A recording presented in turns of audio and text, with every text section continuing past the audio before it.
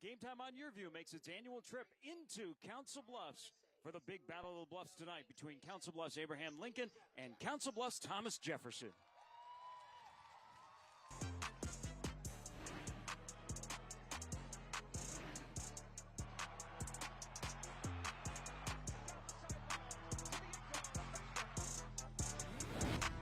And welcome inside of Gail Wickersham Stadium on a beautiful night for football. It's Game Time on Your View.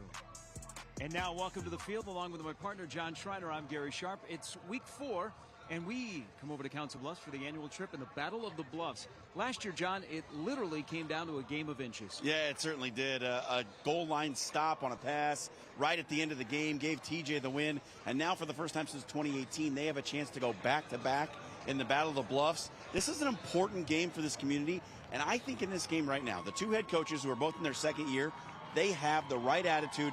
They've got what it takes to get these programs going in the right direction. Both of these teams are much improved in year 2 of their head coaches. Let's start with AL. They like to run the football, and they have a really good running back that we'll talk a lot about tonight. Yeah, Andre Rogers is exactly the guy that they need for this offense. He's got good speed, he's shifty, and he reads blocks well. In this offense, this ground and pound ball control style, you need someone who can get you more yards than what the play is blocked for. Rogers is that kind of back. TJ tonight will try and go through the air, and when they do, we're going to feature a freshman. Yeah, not often we get a freshman on varsity football, right? Not often we get our player to watch is a freshman, especially as a wide receiver. But I'm telling you right now, Braxton Parks, I have never seen a 14-year-old run better routes and be more polished as a wide receiver than this young man. Watching the film was astonishing. He's got it.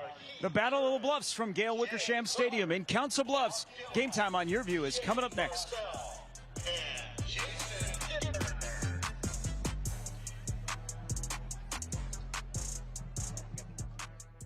Elevate your drive with Woodhouse Ford. From driving the city streets to cruising the back roads, Woodhouse Ford has something for every lifestyle. Discover the joy of performance and reliability with Woodhouse Ford, where every mile is a testament to quality craftsmanship. With 3 locations in Omaha, Blair, and Plattsmouth, Woodhouse Ford is ready to help you. Shop our inventory and offers going on now and experience the difference of buying with Woodhouse Ford. For those with big dreams and big ambitions, the world is waiting. Unlock the power of possibility at Iowa Western. Our immersive high-tech programs give you the skills to bring your full potential to the world. With over 80 fields to explore, turn your passion into your career in half the time and for thousands less than a 4-year institution. The world is waiting at an IWCC location near you. Register for classes today.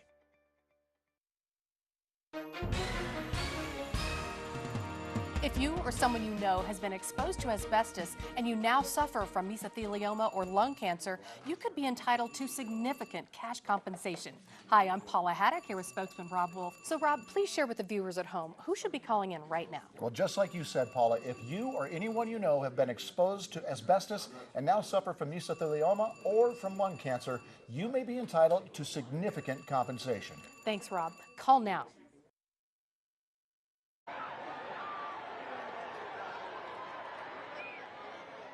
World is waiting. The Battle of the Bluffs tonight. Council Bluffs AL 2-1. Council Bluffs TJ 1-2. Before we get to kickoff, let's check back in with John, and he's got our keys to tonight's game. Brought to you by Woodhouse Auto Family, your trusted auto partner since 1975. All right, Gary, we start with Abraham Lincoln on offense. It's about clock control. They want to keep this dynamic, big play offense on the sideline for TJ. And how they do that? By running the football with their back and with their quarterback, Etienne Higgins. They need to have a significant advantage in time of possession, and they need to end those drives with points of some kind. On defense, it's about rally and wrap. They've got to get multiple hats to the ball and tackle in space. That's what the TJ offense is designed to do. Put you in bad positions in one-on-one spots. They got to get multiple bodies to the ball. For Thomas Jefferson on offense, it's yak attack. No, I'm not talking about Gary's winter wardrobe. This is about yards after catch. They love to get the ball to their playmakers in space and let them go to work. If they're getting tackled within 2 or 3 yards of the line of scrimmage, it's going to be a long night. They've got to break tackles and make big plays after the catch.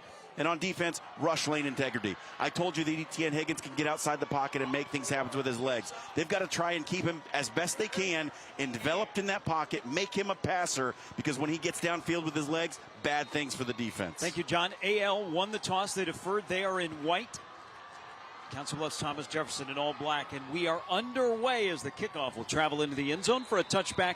And we get our first look at this TJ offense, which for 3 straight games, they've scored at least 4 touchdowns. And if you've been with us every year, and especially for the last couple of years, there's going to be a lot of familiar names, especially on TJ's roster.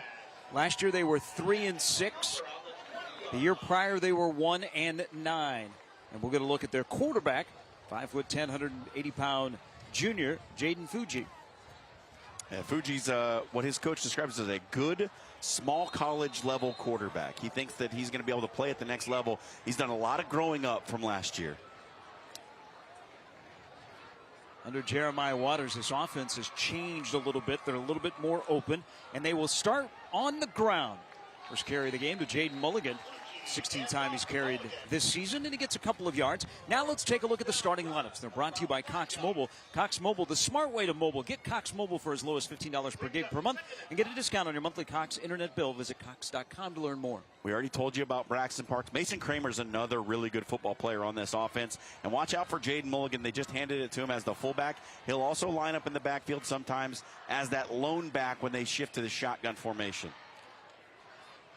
Mulligan picked up 5 on the opening carry. With 6 in the box, they run it against that stacked line of scrimmage against the Lynx of AL. Now it's going to be 3rd down and short. As John told you in the open, TJ's trying to win this game, this battle of friends and alumni that are in attendance here tonight, for the 2nd straight year. It hasn't happened since 17-18, and now it's 3rd down and 5, and there is the AL starting defense. And the outside linebackers they think are the keys. Parker Henry and Rolando Oliveras, who plays sort of a hybrid safety linebacker role. He's going to be a force player on a lot of these outside plays for TJ. Fuji on the year, 52 of 98, 677 yards passing, 8 touchdowns, 1 interception. Now looks at a 3rd down and 5, and they run it for the 3rd straight time, and they got a 1st down. This was an adjustment that they wanted to make. Felt like they didn't run the ball enough early in the season and probably cost them the game against Denison when they lost that game on a pick 6. It was a 1-possession game. Pick 6 at the end, made it a 2-possession game. Felt like they didn't run the ball enough in that game. So you're seeing them come out and try to establish the run here early tonight. Shano got the 1st down. They've lost to Atlantic by 18, a really good team. Denison Shelswig by 13, and then won last week against Storm Lake when they put up 42. And they run the ball again to not much avail. Cohen Dighton, who had a big week last week in AL's win over Des Moines East, makes the tackle. And Jaden Fuji is more of your traditional spread quarterback. They like it to get him to throw the ball, mixing in him in the run game some to try and keep those linebackers honest. So 2nd down and 9. Council Bluffs Thomas Jefferson has yet to put the ball in the air. It's a slight breeze. Gorgeous night for footballs. Temperatures in the mid-90s here in week number 4 of Friday Night Lights. And the snap. Fuji, his pass is caught by Kramer. Kramer eludes one tackler, gets a block, gets out to the 45, dances around another, and he's got a 1st down. And there we get our first look at what I thought was going to be the key when it was AL's defense against TJ's offense. Will AL get hats to the ball and make that 1st tackle, or will the TJ wide receivers break tackles and make plays after catch? That one, put that one in the column for TJ. Unfortunately, there is a flag down. Keith Irvin, our official.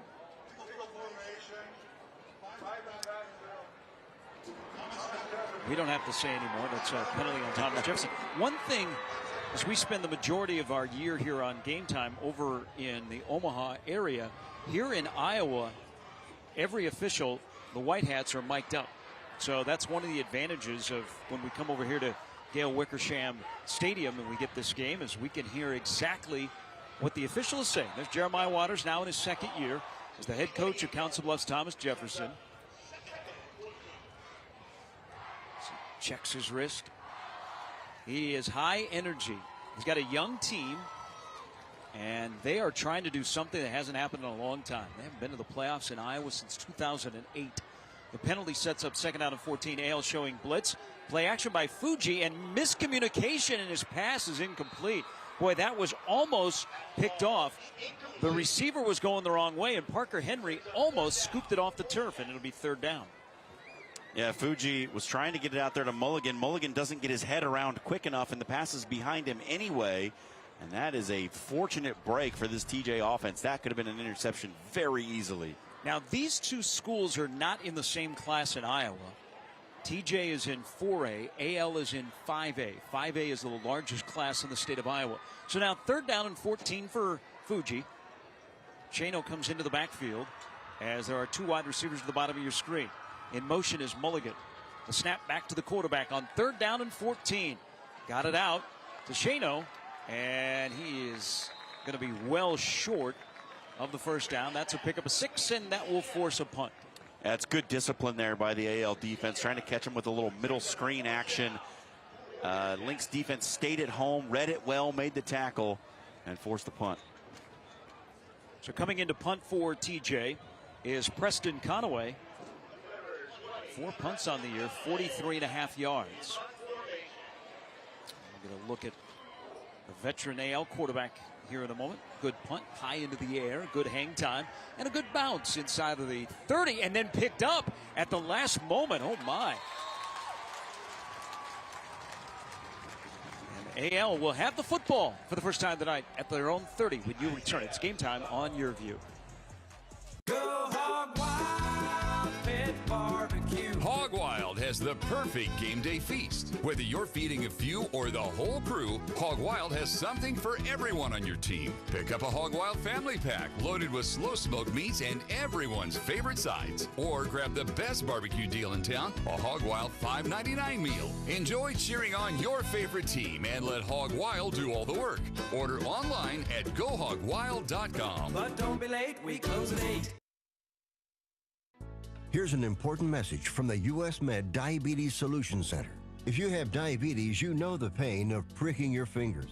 But now, by wearing a small device called a continuous glucose monitor, or CGM, you can reduce your pain right away. It's easy to use and helps you make more accurate diabetes treatment decisions. So call us right now to see if you qualify for a CGM at little or no cost. U.S. Med. Better service. Better care.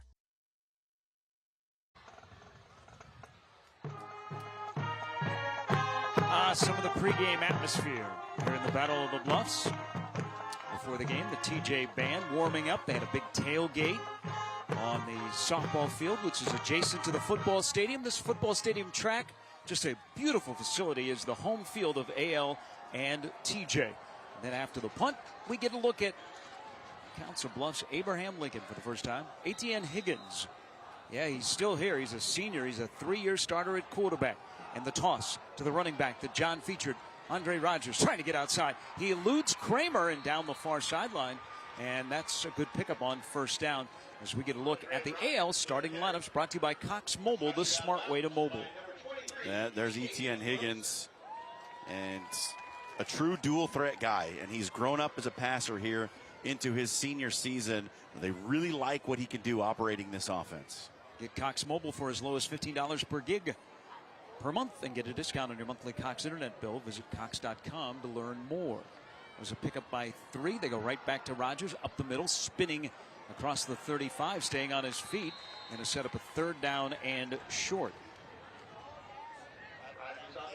This is what AL wants to do. They want to keep the ball on the ground, grind out the clock, put points on it, and give the other team few opportunities to respond. Rogers, who has run for over 200 yards in the first 3 games. AL 2-1. They've beaten Sioux City West and last week Des Moines East. Their loss to Bishop Heelan in Sioux City. And looks like this carry will be enough for a first down, and they'll move the chains. AL with their first possession, they forced a punt. Rogers is 5'10", 200 pounds, only a junior. As you see him falling forward. He'll start at the 41-yard line. Last year, AL 2-7. The year prior, 3-6. Both head coaches. We saw Jeremiah Waters earlier. Peter Kilberg. Both coaches are in their second year. Higgins checks the defense. With a man in motion. Play action. He hits the man in motion, making the turn out of the backfield. Sandboothie is out near midfield, and then he is brought down hard by Westfall. The cornerback came up to make the tackle, but that is going to bring up second down and short. Yeah, Sandbothy and Higgins. These two guys, both seniors, been on varsity since they were sophomores.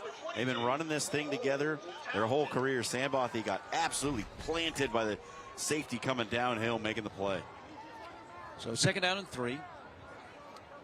This is the third year we've seen Higgins. He has an offer from North Dakota. Good week last week, running and throwing the football, and he runs it for the first time. Behind his offensive line, picked his spot and dives forward, and that is a first down. Last week in the win against the Scarlets of Des Moines East, he ran for 130, threw for 86, and accumulated 3 touchdowns. One of the things that AL loves, that they think they're really good at in the run game, is the pin and pull scheme, where you get a down block and then you pull multiple offensive linemen. That time, it was 3 offensive linemen on the move, and they run the quarterback instead of the tailback. Peter Kilberg now in his second year. He was an assistant here for 2 years before he took over for John Wolf. With a man in motion, that's answered, and Etienne Higgins will keep it again, and he streaks his way into the secondary. And back-to-back carries for a first down for the 6'3", 395-pound senior. And you know what? AL said, hey, that worked last time. Let's do it again. Exact same play. You get 3 offensive linemen leading around the corner. Higgins able to pick his way, find a seam.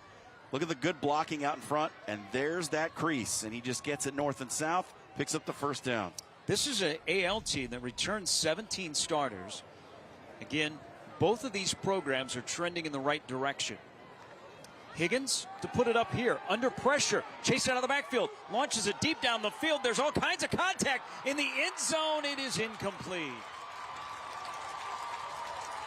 He was looking for Dorr, but back on the coverage was Kramer. There was a hand battle with the ball in the air, and the pass is incomplete in the end zone. Well, it was supposed to be a one-on-one 50-50 ball, but the ball was in the air so long that it gave the safety time to come over and provide the extra coverage, and Higgins is lucky that that isn't going the other way. Higgins threw that ball about 35 yards in the air. Got some air underneath of it. Now it'll be second down and 10. AL on the move. We're here in the first quarter of the Battle of the Bluffs, week 4 in Iowa as well. Rogers. Boy, runs right into the heart of that TJ line of scrimmage. Elijah McElroy, who is a transfer from the state of Texas, moved into the Council Bluffs area, makes the tackle. And now it'll be third down and about 7. This is where it gets interesting for the AL offense. This is a true passing situation, and this is where those rush lane integrity responsibilities come up big for TJ. You've got to try and keep Higgins in the pocket here.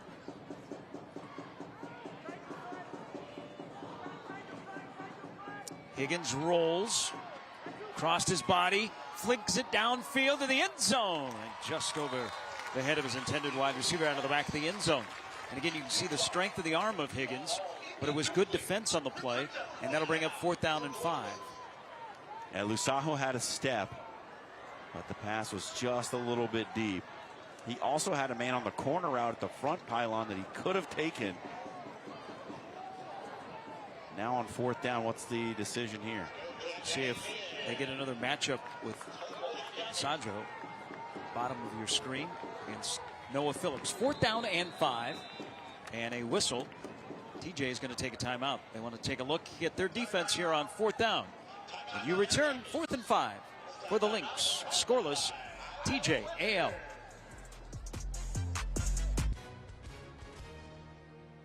Hi, and welcome everyone watching at home. We're here to remind you that we have agents standing by right now to answer your legal questions. So if you've been injured in an accident that was not your fault, call now. Find out if you have a case and how much is potentially worth.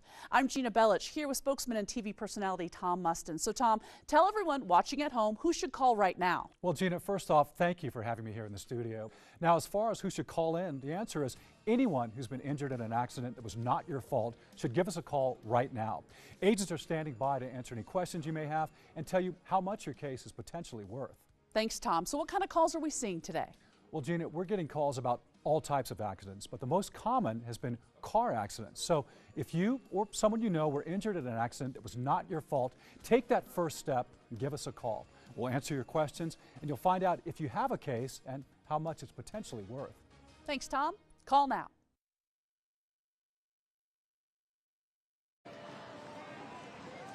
Last year, a one-point game came down to the final play, ending in the shadow of the goal line. A little bit longer here in the first quarter, scoreless. 4th down and 5. Pre-snap motion, maybe a little window dressing for the Lynx. Higgins now all by himself in the backfield. Under pressure, steps up, and boy, he can run. Can he get the first down? He does, and much more. He's into the red zone as he goes down to the 18-yard line. That's a pickup at 12. He just weaved his way through the defenders in the orange bonnets and black jerseys. And you see TJ got pushed out of that rush lane and just gave him a seam. And this is what I mean. He can hurt you with his legs if you give him that crease. He's a smart runner as well. Doesn't drop his head. And his legs on 4th and 5 have given the Lynx a first down. He'll snap the ball from the 17. Handoff Rogers trying to bounce it to the outside. There is a flag down, and Rogers is going to be ridden down by Isaac Carpenter, and we'll check on the flag. It's holding right in the middle of the line. I think Van Flynn is going to get called for the takedown. 2 points in wrestling, but in a great state for wrestling. 10 yards in football. One of the best states for high school wrestling in the country, and of course Iowa and Iowa State, Northern Iowa. Yeah. I think that's holding. ALTJ on this beautiful night for football. It is tough to find a seat here. Visiting bleachers, home bleachers are full. This technically is a TJ home game, but again, both of these teams utilize this stadium. Field turf, largest scoreboard in the state of Iowa that has made its debut tonight. You get a look at us. We're the guys in blue amongst the sea of orange and black. And Higgins looking to the sideline. He's still got plenty of time. Play clock just went under 20. That 10-yard penalty makes it first down and 20 at the 27-yard line. Just tuning in, Higgins leading this drive on the opening drive for the Lynx. Throws it out of the backfield to Rogers. Could be a trick play. Nope. Rogers going to be cut down to the backfield. Boy, that was a slow developing play, and that's why I thought maybe a trick play. The way that Rogers kind of, when he caught it, John, hesitated. But it is a big tackle for loss. Yeah, he stayed lateral instead of getting it upfield, which made you feel like he was going to pull it out and throw it. Ultimately did not, and a good rally by that TJ defense to get Hats to the ball. Very young, very inexperienced TJ defense. This is the side of the ball where they've had their most trouble so far this season. So now it is 2nd down and 25, all the way back to the 32-yard line. Play action, Higgins fumbled it. Picks it up, and he's going to go down. Kenny Keys, he's got 2 tackles for losses on the year, 22-plus tackles. Makes the tackle here, and it's going to be 3rd down. Yeah, he just hit it off the hip of the running back as he was trying to pull it down after that play fake. And look, the original line of scrimmage was the 18-yard line. The ball's on the 35 right now, Gary. This is... You've had a 10-yard penalty and then 2 negative plays in a row. This offense is going in reverse. Rogers in the backfield with Higgins. Now out of the backfield. Higgins steps up, looking deep, slings it towards the end zone, and it is incomplete. Masajo broke away from the defensive back and could not corral it. He got some separation. That was there for the touchdown as we get a look at the replay. Yeah, Shano, the corner, just lost phase with the receiver, and it gave Lusahu a chance to catch it, and it just tipped off his fingertips. So could have been a huge play for this offense, being backed up the way they were. They've tried a couple of times on that man coverage to no avail, and now AL has to punt the football. And Hansen sends it away, trying to pin TJ deep, and it will be marked. Referee doing a back pedal at the 15-yard line. So it's a 20-yard punt, but still it pins TJ deep. But good job by that young TJ defense, as you alluded to, John. Being able to make a couple of plays, got helped by a penalty, and now they get the football back. Well, they took advantage of the situation, which is the most important thing, right? They had a chance after the 10-yard penalty to get a stop and get off the field, even though they were backed way up in their own end. So good job taking advantage of the penalty, forcing the mistakes by the AL offense and getting off the field. AL has won 12 of the 16 games in this series since 2008, but TJ is trying to win back-to-back games for the first time since 17-18. And Fuji back in at quarterback. Both teams have traded punts. His pass is caught. Kind of just flung it out to the flat. Ross Cotton, the transfer from Omaha Northwest, who was behind him, reached back, makes the catch. And that'll be second down and short. It looks like Fuji's expecting him to break that route off. Perhaps they read the coverage a little different, but great adjustment in the air by Ross Cotton to come back down with the catch. Fuji last year threw for over 1,300 yards. This offense has come a ways. 2 years ago, they averaged a little under 6 points a game. Last year, they got to 18, but this year, they've scored at least 4 touchdowns in their first 3 games. Little misdirection, inside handoff, and it is enough for the first down. Mulligan did a good job at 215 pounds, staying on his feet. Got enough for the first down, and they'll move the sticks. Yeah, I like this play. You get the fullback in motion, which signals to the defense that they want him to go out and lead for the tailback, and then you give him a handoff back to the inside on a little fullback power. Gets everything moving the wrong direction. Good pickup for the first down.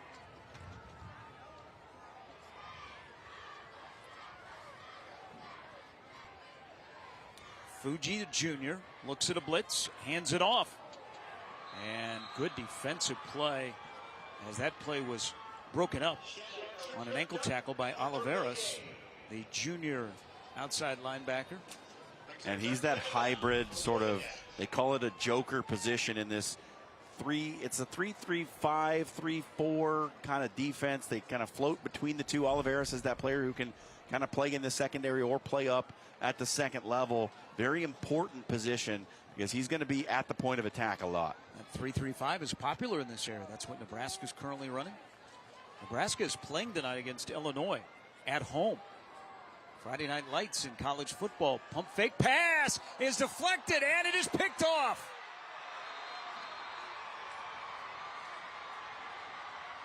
The pass was a little bit behind the intended wide receiver, Carpenter, and on the deflection, the pick.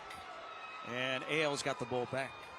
Look at the concentration by Isaiah Lusajo. Unable to come down with the big catch in the end zone on his team's offensive possession, but check this out. Hey, SportsCenter Top 10. Lusajo's got your name. He's guarding Carpenter and makes the pick. And the first turnover of the night will give the football to AL. With under a minute to go here in the first quarter. We've seen Jaden Fuji just a little bit off the mark so far tonight, Gary. He's been a little bit behind his receivers on pretty much all of his throws. Just got to get him over to the sideline, get him settled down.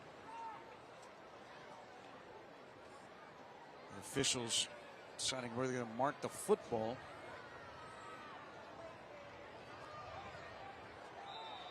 AL on their opening drive had a good drive sustained, but penalties and a tackle for loss hurt him. Rogers weaves his way in TJ territory. As Keys makes another stop, and that should bring us to the end of the first quarter. A battle of the Bluffs, scoreless after one. Council Bluffs Thomas Jefferson. Council Bluffs Abraham Lincoln. Second quarter is next on Game Time.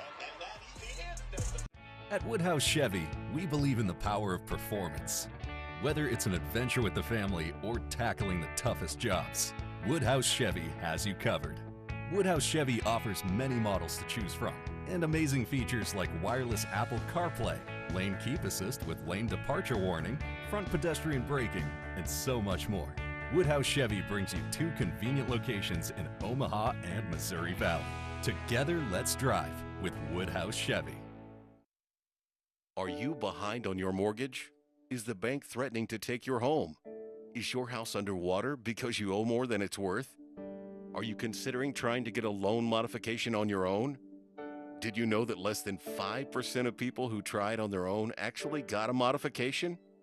At the Mortgage Modification Helpline, we know the rules and regulations banks don't want you to know about.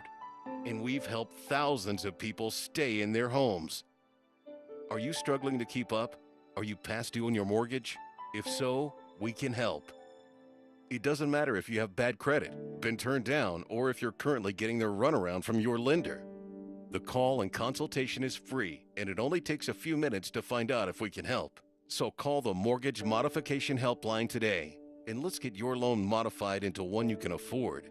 Please call 800-378-6235. That is 800-378-6235.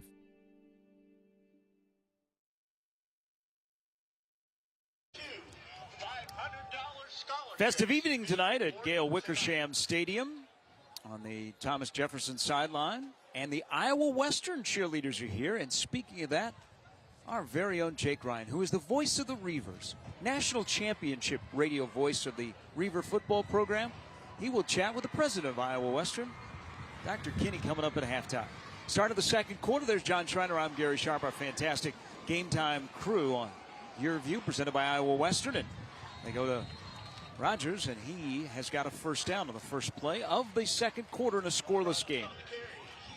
And Rogers has just been steady so far between the tackles, doing a good job. He had some trouble when they tried to throw the ball to him out of the backfield, but when they've gone handoff to Rogers, he's gotten positive gains every time. Now the ball at the 39. AL is driven on the first two drives. Higgins rolls out. Now he steps up, and he's trying to find an open spot, and he's going to go down after about a pickup of two. He's tried to find an opening, and Zayden Costello, the sophomore defensive tackle, came from behind to bring him down. Yeah, good pursuit. Way to stay with the play because Costello was out of it at the beginning. Stayed with it, got back, made the tackle for only a short gain. Second down and 7. Again, AL 2-1 on the year. TJ is 1-2. Both these teams, though, are coming off victories last Friday night. Higgins all along the backfield. It's quarterback run. Calls his own number, and he's got another first down. All right, go ahead. You put the eyeballs on this, John. It looks close. He needed 7. First down. And called his own number. Quarterback power. Well, they're going to say third down and short. Certainly looked like he got it on the replay.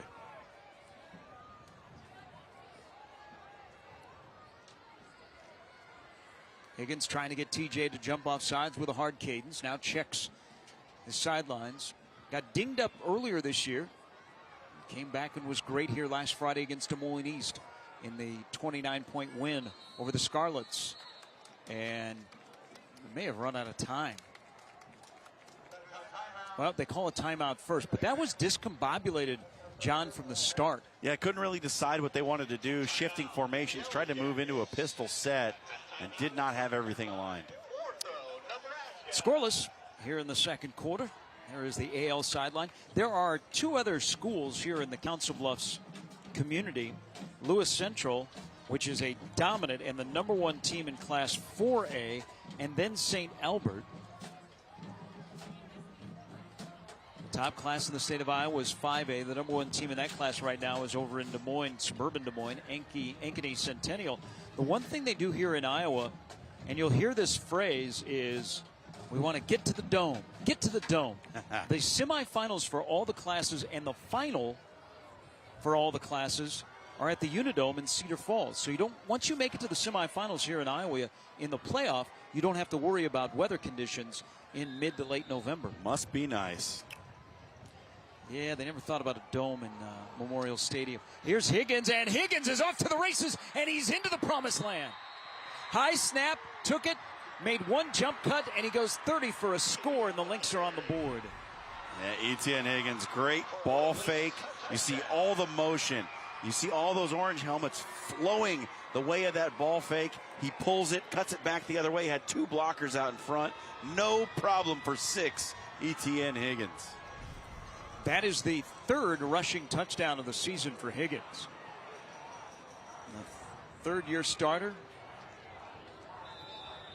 who does not want to leave this rivalry with back-to-back losses. Hansen is in, and TJ is way outside. Braxton Parks, like he was running the track here at Wickersham Stadium. He was out of the chute quickly, and he's offside. Hansen will get a better look at it.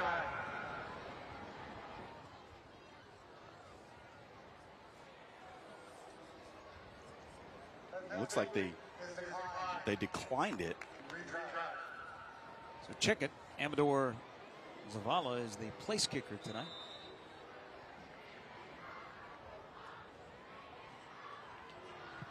And the PAT is up, and it is good. Etienne Higgins, a 30-yard touchdown run, puts the Lynx on the board. AL leads TJ 7-0 here in the second quarter. It's Ram Power Days at Woodhouse Chrysler Dodge Jeep Ram. Browse our full lineup of new Ram trucks like the durable and capable 2025 Ram 1500. And take advantage of our current offers going on right now. Visit one of our 2 convenient locations in Blair or Bellevue today. Serving our customers since 1991. Woodhouse is your trusted Ram dealer. If you or a loved one has mesothelioma or any other asbestos-related cancer, call now. Asbestos manufacturers sold deadly asbestos materials to thousands of companies, putting workers at risk. An estimated $30 billion in court-ordered trusts have been set aside to pay out claims to asbestos victims. You may be entitled to a portion of these funds and receive compensation without filing a lawsuit or ever going to court. For your free legal consultation, call 1-800-209-4389. That's 1-800-209-4389. I'm a non-attorney spokesperson.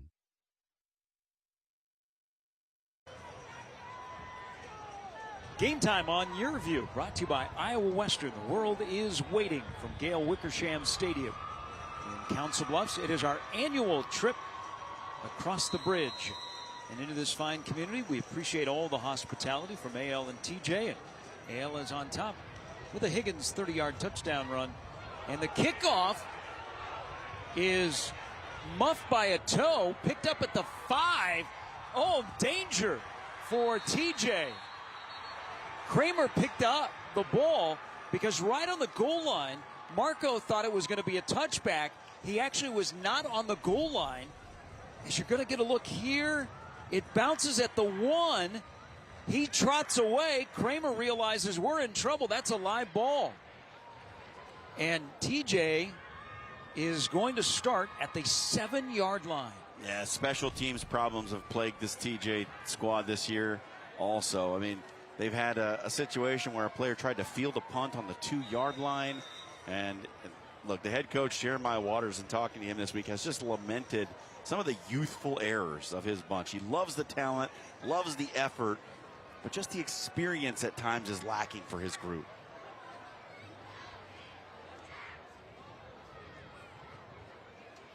High snap, they run it, and going nowhere. Dighton with a big tackle.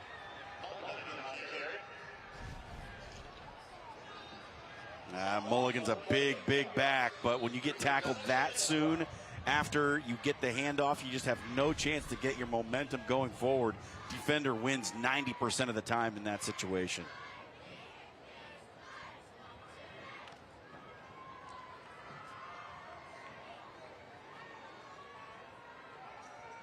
Now it's 2nd down and 13 at the 3. Fuji is in the middle of the end zone when he gets this snap. It's going to have to be on point. It is. He drops back under pressure. Steps up. Plenty of time. Now he's chased out of the pocket. He'll fire, and it's incomplete. Boy, his wide receiver came open. He just could not connect on the pass to Marco, and it's going to be 3rd down and long.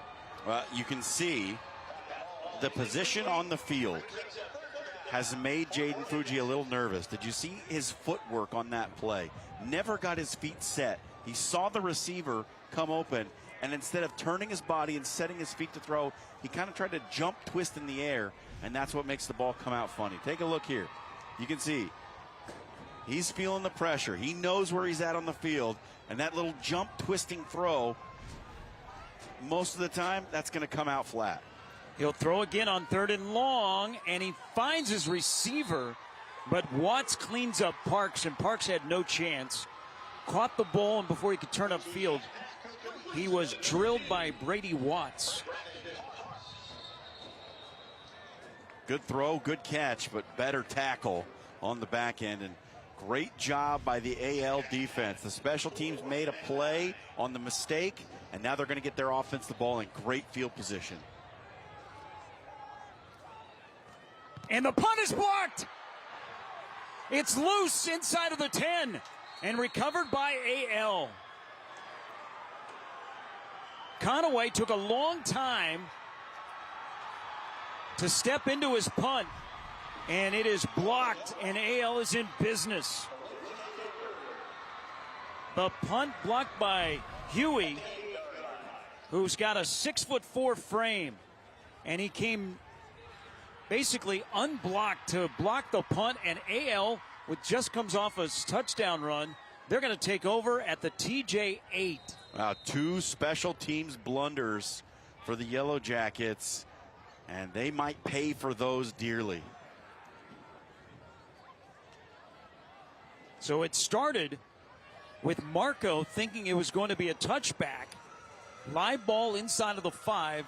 Bad field position for TJ. Now the block punt, and Higgins goes back to work. He carries it again, and he slices and dices his way into the 1-yard line. He ended up in the end zone, but they'll say that his knee was down at the 1. And now, as the kids say, John, it appears that AL is cooking with Higgins at quarterback. Yeah, this is what you're afraid of if you're the TJ defense, is that Etienne Higgins starts to get on a roll. And there's that ball fake that sends everybody the wrong way again. They're able to make the tackle, and that's a good call by the official. Good spot. He was down before the goal line. Rodgers bangs into the end zone, touchdown. The block punt, and 2 plays later, AL is up 13-0. Right now, the difference in this game, Gary, is AL's just been opportunistic. They have taken advantage of the situations that they have been given better than what TJ has done. What a turn of events. Amador Zavala in for the extra point. We were scoreless after the first quarter, but Higgins from 30 out with his legs, and now Rodgers, 1-yard touchdown run. Snap back, hold, kick is up, and the kick is good. And just like that, AL has grabbed a 2-touchdown lead. Here in the second quarter, the Battle of the Bluffs. For those with big dreams and big ambitions, the world is waiting.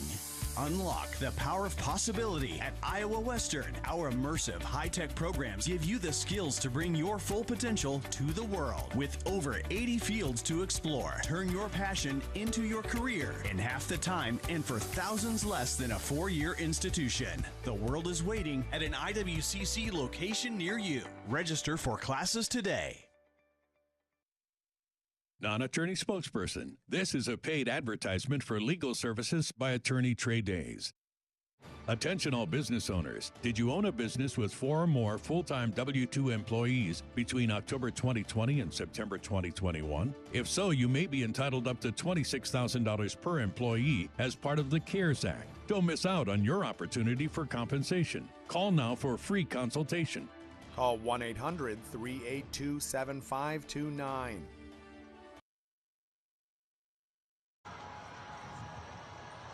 Two quick scores by the Lynx, and AL leads TJ 14-0, and TJ a little shell shock. They're going to get the football.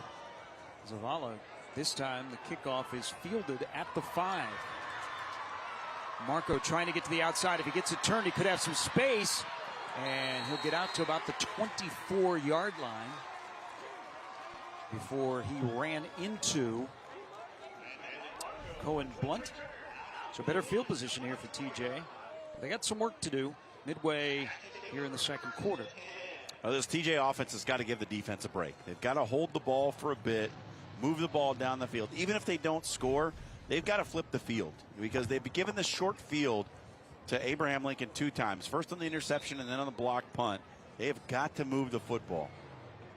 They will take over at the 24, but what is your mode of operation here? They asked Fuji to throw twice from the end zone on the previous possession. A little pistol power set here. And they'll throw it out of the backfield. Not a bad play call on first down to give yourself a little confidence and a little room. It's at about 2nd down and 7.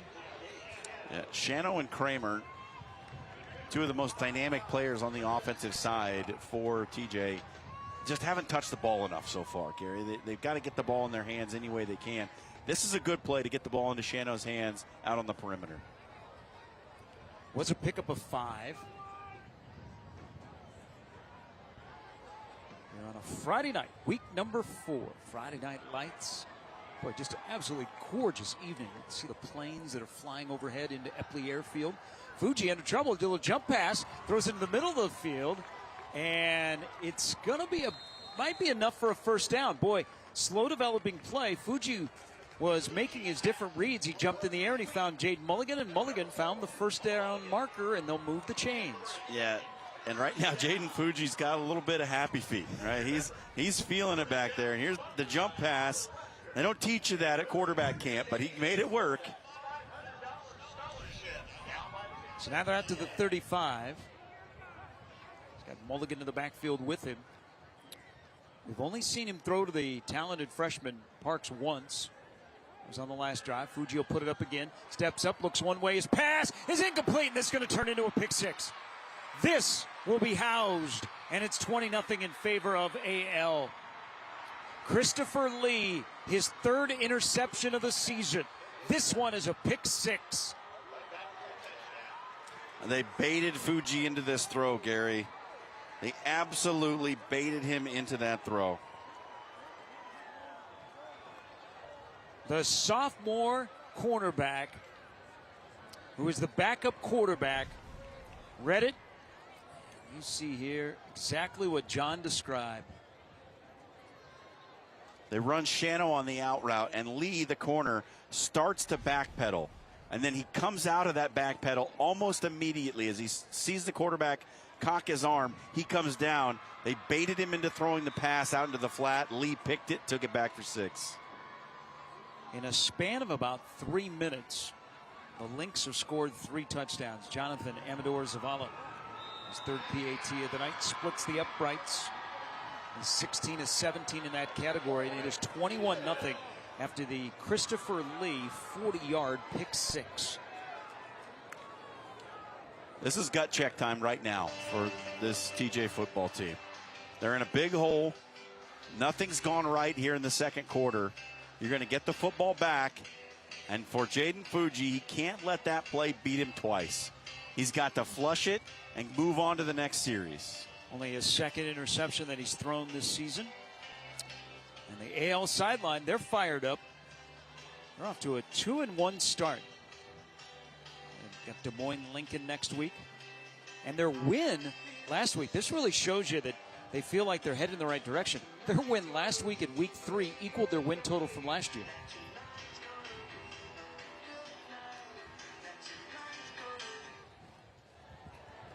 Yeah, talked to both coaches this week, and just listening to them and the way they talk about their programs and the things that they value and the way they're going about their business, it would be hard not to believe in either one. 21-0. Short kickoff. This will be returned. Marco trying to get to the outside again, and great pursuit by the men in white, the Lynx of AL.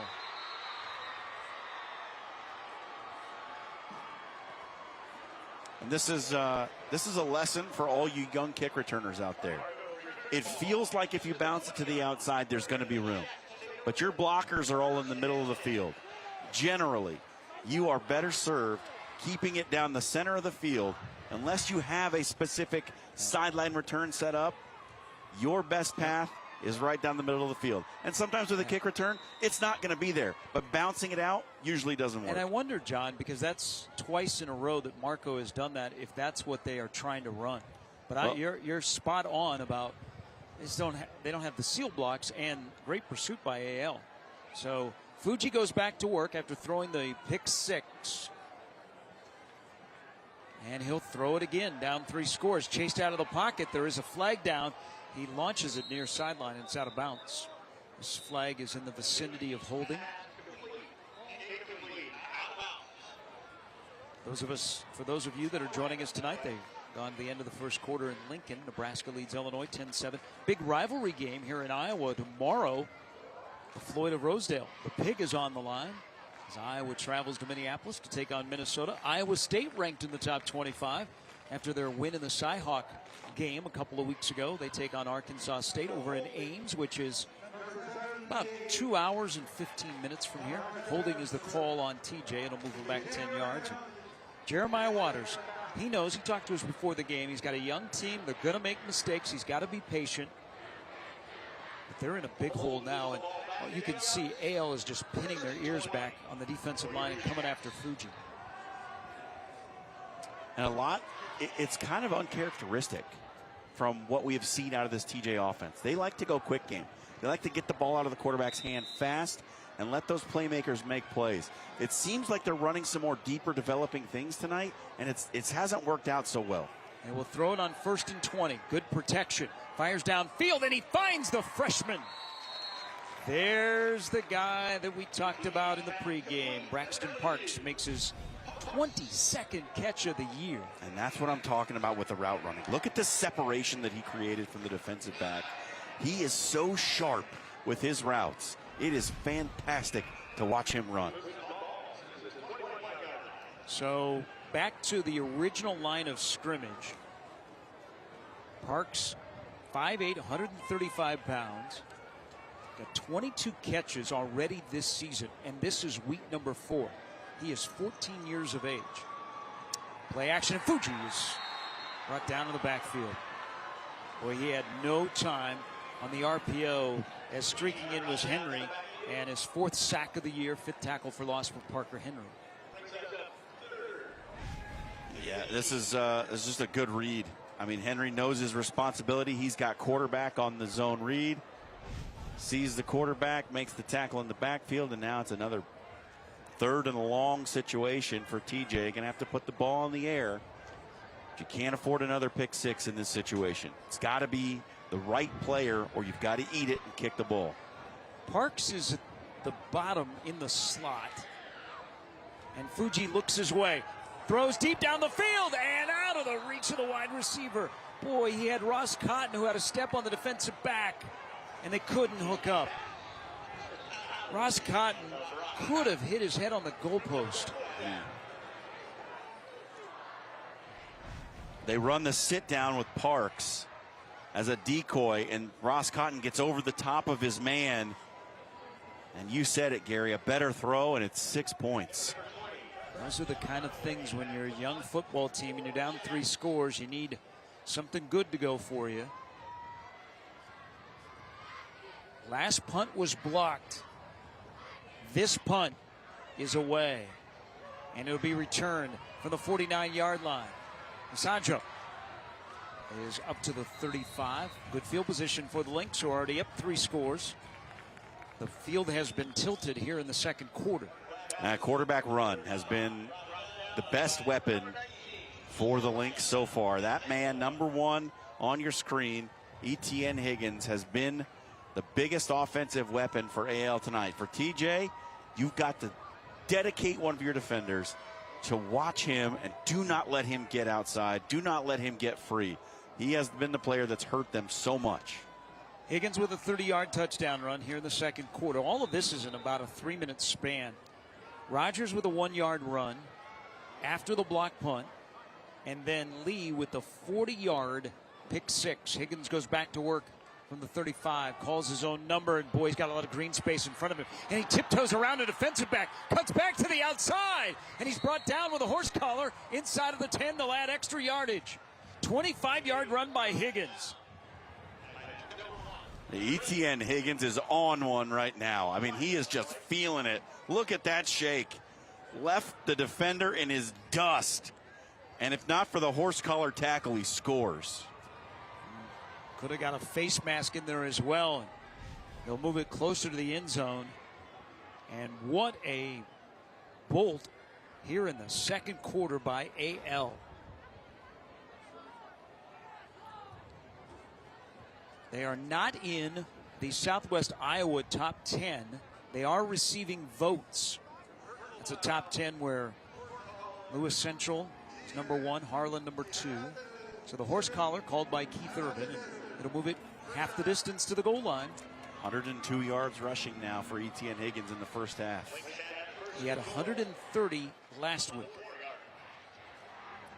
He's a 71% passer as well. So we'll see what they do. First down and goal at the 4. Well, what they'll do is Higgins will take it, and Higgins is into the end zone. We like to tease our player of the game. The player of the game may have already been decided as Higgins scores for the second time tonight, and it is 27-0 AL. Yeah, they just can't stop him right now, Gary. Everything they want with the quarterback run game, you get the guard pulling around, good seal block on the linebacker in the middle of the field. Higgins, easy scamper into the end zone. Too easy for AL. It's a 4-yard touchdown run. So give him 106 yards. On the evening, Amador Zavala in for the PAT. And this is now 4 touchdowns in a little over 5 minutes. And it's 28-0. And on the TJ side of Wickersham Stadium, they are in shock. Well, take what I said before their last offensive possession, rinse it and repeat it, because TJ's just got to find something that works. They've got to come out. They've got to move the football. They've got to hold on to it for a little bit, because with 3 minutes and 42 seconds left here in the second quarter, you do not want to give the ball right back to AL, because right now it looks like every time they touch it, they're going to go down, punch it in, and get 6 more. And if you go down 35-0 at half, you start that second half with a running clock, this game gets short in a hurry. Coming up at halftime, we'll talk to Iowa Western's president, Dr. Kinney. Also, we'll check in with athletic director at Council Bluffs, Thomas Jefferson. We are about a month into the school year. This is a big week, the annual TJ AL rivalry. The other fall sports play each other during the week, and it culminates with the Friday night football game. 28-0 in favor of AL.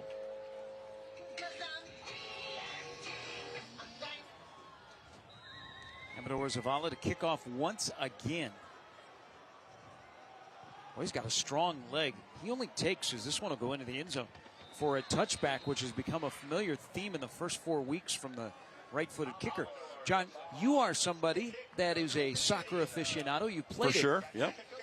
We see a lot of kickers, especially in high school, have a long run up to the ball. He's got like 3 steps and then swings his foot through. Yeah, it's like he's taking a penalty kick, right? It's just it's a short run up, but man, he's got a leg. The kid can boom it. Might be looking for him to get an opportunity at the next level. You got a leg that strong, somebody who's going to give you an opportunity. So he has got now, just to make a note of this, 16 touchbacks on 30 kickoffs. That'll do. This time, TJ starts the series from their own 20, and they fumble the football. They'll get it back. Fuji went under center to begin this series, and mishandled between the center and the quarterback, and they lose a yard. When it rains, it pours sometimes, you know. It's just the things that TJ wanted to do. They wanted to establish the run. They wanted to be tight with the football, wanted to protect their quarterback. And all 3 of those things have just gone awry so far. A little over 3 minutes to go in the first half. A lot of games over in Nebraska were played last night, not to conflict with the Nebraska game. Fuji drops back to pass, and it is dropped. A lot of activity in the area as Fuji got rid of it. Parks couldn't handle it, and it'll be 3rd down and 11. And it had what they wanted, a blocker on the edge with the receiver and a little bit of space, but again, just not executed the way that you'd want it to be.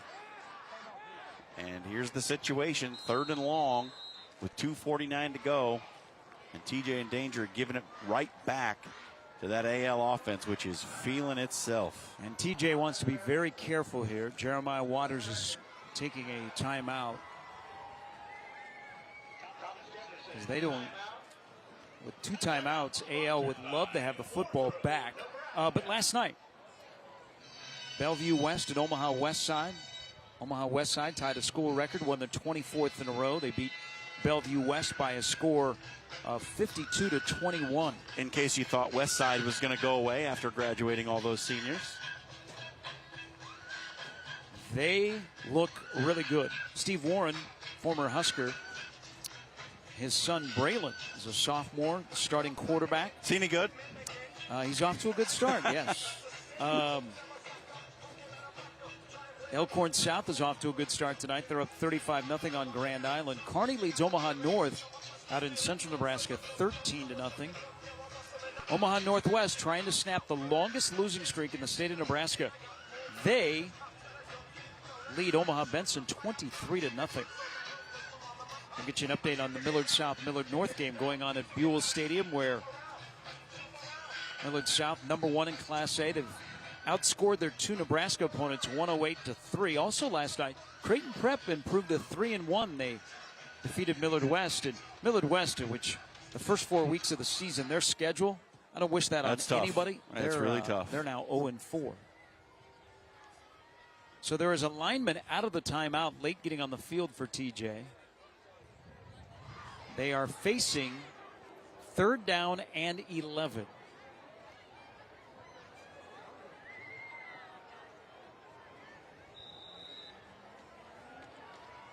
Fuji to put it up. Throws it deep down the middle for Parks, and it's picked off again. Lusaggio, and he may have a chance to bring this back if he gets a block. He'll bring it back to the 21.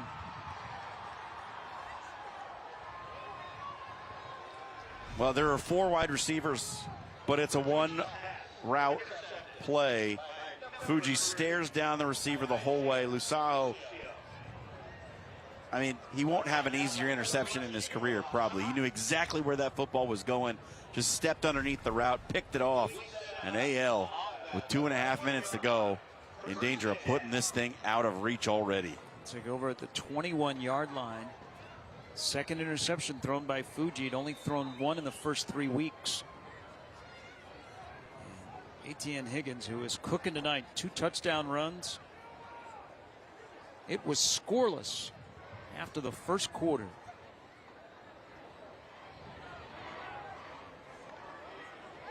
Higgins rolls out, looks down the field, fires into the end zone, and it's picked off in the end zone.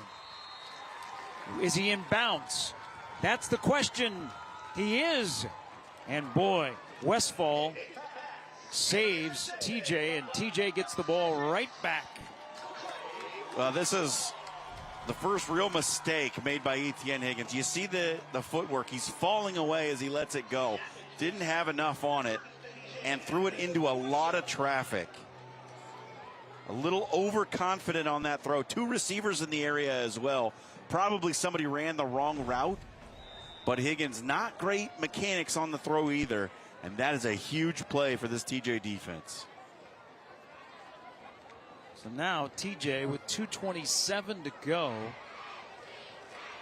I know they're down 4 touchdowns, John, but they have completely abandoned the run. It hasn't worked. That's for sure.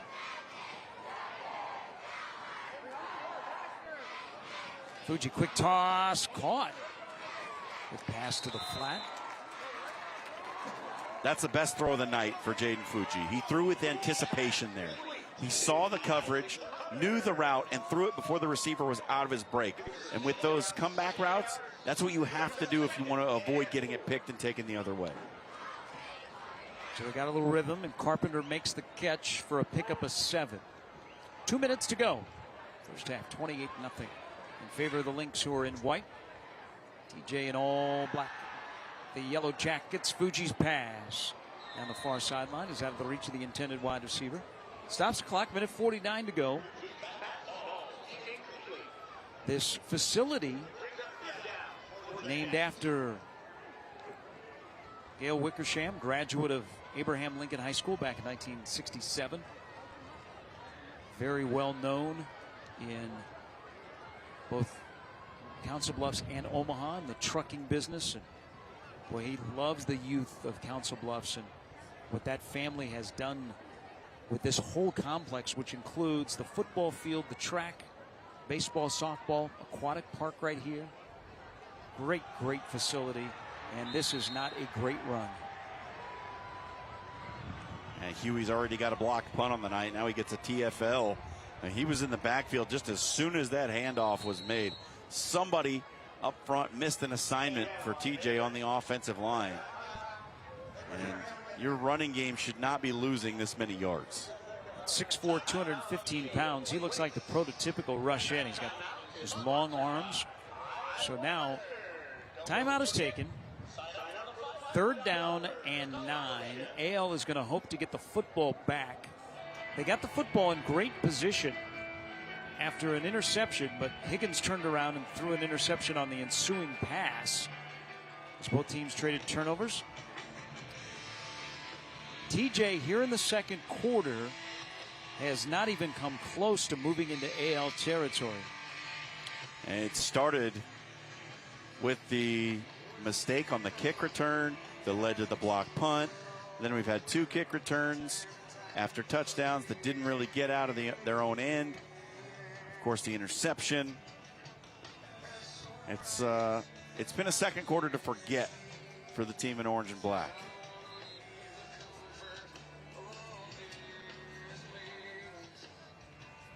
Also, we should mention over in Nebraska, with Nebraska playing the first Friday home football game, is there will be a high school football game at Memorial Stadium tomorrow.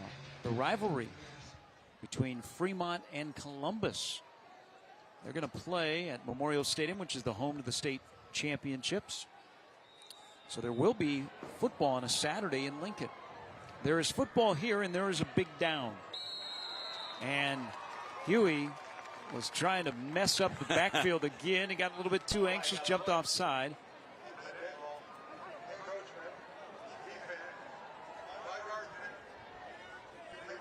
So it'll be 4th down and 4. Taps himself on the bonnet. He was just trying to time the snap and was offside. Does not cost him a first down. Mark the ball at the 27, John. Makes it a little more interesting, though. 4th and 3, a lot better than 4th and 8. Fuji in the pistol. And 4 wide receivers. AL showing blitz. Fuji. Now they're going to take a timeout.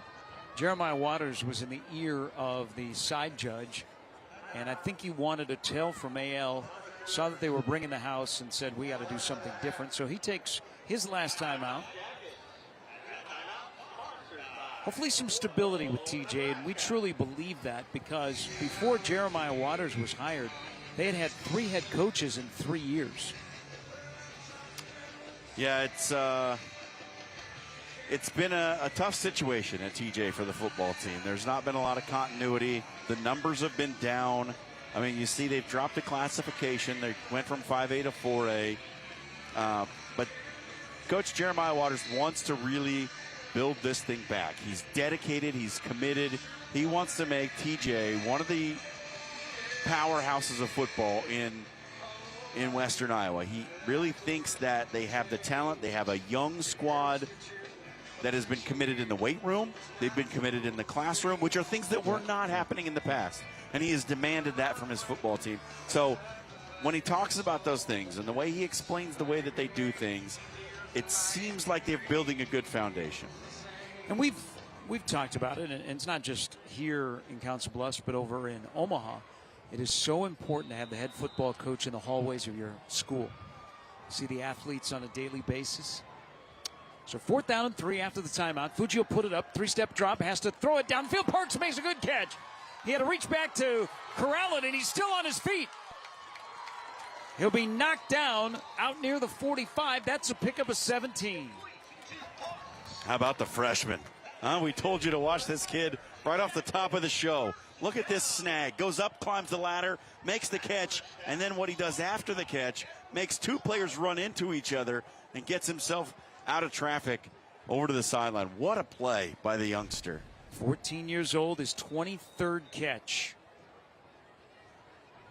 He's got a bright future. Jeremiah Waters is head coach, who has coached at the next level and has played at the next level. He didn't hesitate, John. We were talking to him before the game. He said Power 5, now Power 4. But he thinks he can, in his career here at TJ, elevate himself, that he will be a big-time wide receiver. He just said to me on the phone, he said, it factor. He's just got it. He's got whatever you can classify that as, he's got it. Fuji will put it up. Plenty of time. Fires downfield. Caught right at the sticks. Kramer was there, tiptoed a yard short, but Fuji had protection. And again, there have probably been some of his worst throws tonight in this quarter. There's also now been a couple of his best throws. Yeah, look at him. Hits the back foot, plants, fires, right on the money to a wide receiver who's open in the flat. Nice play. 2nd down and 1. TJ does not have any timeouts remaining, as they'll snap it for the first time in the quarter inside of AL territory. Down 28-0. Fuji had to check with his wide receivers. Might have changed the play. Talked to his freshman. Fuji to put it up, throws it out of the backfield, and it's dropped. Yeah, there was some confusion on not only what the play was, but what the snap count was. The wide receivers on the near side were not ready for the play to start. Obviously, the play went opposite them, but not everybody was moving on the same page on that one. So 1 minute to go. It's been 28 points put on the board by AL. AL 2-1, TJ 1-2.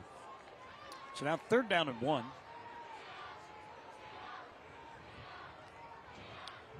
Fuji to put it up again, under pressure, fires down in the middle of the field. It's caught, 1st down.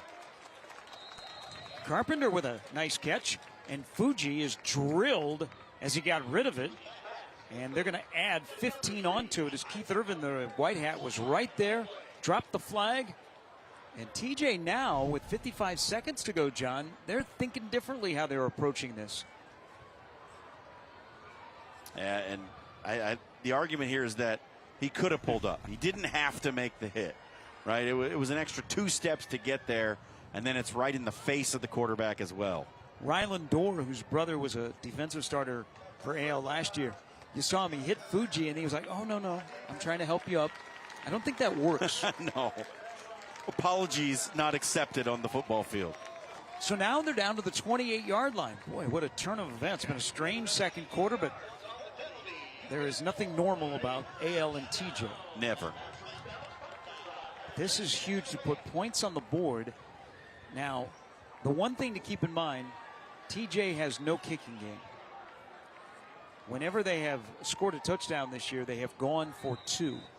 They have not attempted a field goal. Now snap it from the 28-yard line. They are out of timeouts. 1st down and 10. Fuji, good protection. Steps up, fires down the field, and it is caught. It's a pickup of 9. That's Carpenter again. Isaac Carpenter, the junior wide receiver, has made some big catches here on this drive. Now they got to go. The clock is still running.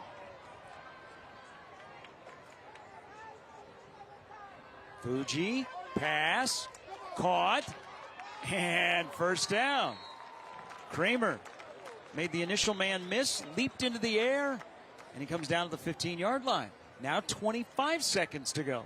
Jaden Fuji has settled in. He's in a rhythm right now, Gary. Hitting that back foot, throwing on time, finding the wide receivers. There is a flag down. It was thrown after Kramer went out of bounds. So we'll check with the officials. And the motion is that it will be on TJ. Yeah, and I think it's going to be 15 yards. It looks like they're going to call unsportsmanlike on TJ.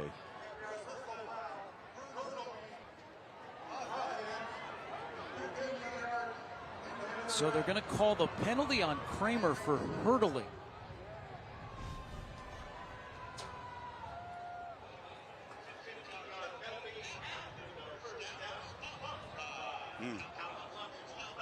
I mean, I don't like it. I understand that we're trying to protect players. I get it. I don't like it. It doesn't make me feel good. I don't feel good about the call. Kramer could run with the Drake relays if you're hurdling like that. Now it's third down, or actually first down, I beg your pardon. First down for TJ. Second down. Changing the down marker. Still have 25 seconds, but they're now back to the 29-yard line.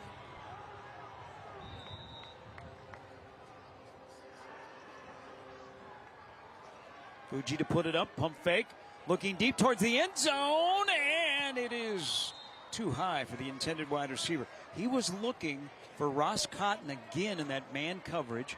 Cotton leaped in the air, went down, pops right back up, and it'll be third down with 20 seconds to go.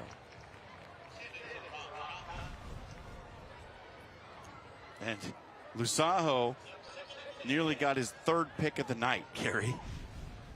If Ross Cotton doesn't break that route off, I think him breaking the route off and trying to climb the ladder to make the catch kept Lusajo from tracking the ball and possibly making an interception in the end zone. Fuji to throw, pass into double coverage, and it's complete. Clock is running. They don't have any timeouts. Kramer with another catch. They hurry up. They're going to try and clock it here, and they do. They'll have 3 seconds to go. Final play of the first half. And I got one shot at the end zone here.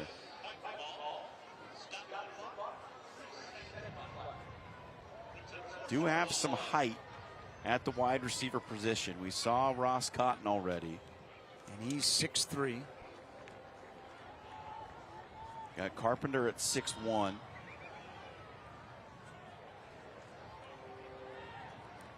Stay tuned for halftime. Special guest for you. The sights, the sounds, and the smells of the Battle of the Bluffs. Fuji in the final play of the first half. Good protection, looking deep to the end zone, fires the end zone. Ross Cotton in the back of the end zone, and it is out of reach, and that'll bring the first half to an end. Council Bluffs, Abraham Lincoln trying to atone for the 1-point loss last year. Big second quarter for them, including a Christopher Lee pick six, 28-0 at the break on Game Time. Go Hog Wild Pit Barbecue. Hog Wild has the perfect game day feast. Whether you're feeding a few or the whole crew, Hog Wild has something for everyone on your team. Pick up a Hog Wild family pack loaded with slow smoked meats and everyone's favorite sides. Or grab the best barbecue deal in town, a Hog Wild $5.99 meal. Enjoy cheering on your favorite team and let Hog Wild do all the work. Order online at gohogwild.com. But don't be late, we close at 8. It's Ram Power Days at Woodhouse Chrysler Dodge Jeep Ram. Browse our full lineup of new Ram trucks like the durable and capable 2025 Ram 1500. And take advantage of our current offers going on right now. Visit one of our 2 convenient locations in Blair or Bellevue today. Serving our customers since 1991. Woodhouse is your trusted Ram dealer. For those with big dreams and big ambitions, the world is waiting. Unlock the power of possibility at Iowa Western. Our immersive high-tech programs give you the skills to bring your full potential to the world. With over 80 fields to explore, turn your passion into your career in half the time and for thousands less than a 4-year institution. The world is waiting at an IWCC location near you. Register for classes today. I'm John Morgan of Morgan & Morgan. If you've been injured in a car accident, you may face many hard questions. What will tomorrow bring? Which firm should I choose to represent me and my family? We've become the largest injury firm in America because we've won a lot. Our firm has recovered billions and billions and billions. Over 30% of our new clients are referred by former clients. That says it all. Our results and client satisfaction, that's how we became the largest injury firm in America. When you call Morgan & Morgan, America's largest injury law firm, your very own army springs into action. immediately to fight to get you the best result as quickly and easily as possible. If you or anyone in your family has been injured in a car accident, call us now, as the time to file a claim may be limited. Morgan & Morgan, for the people. Call 800-502-7500. That's 800-502-7500. Call now.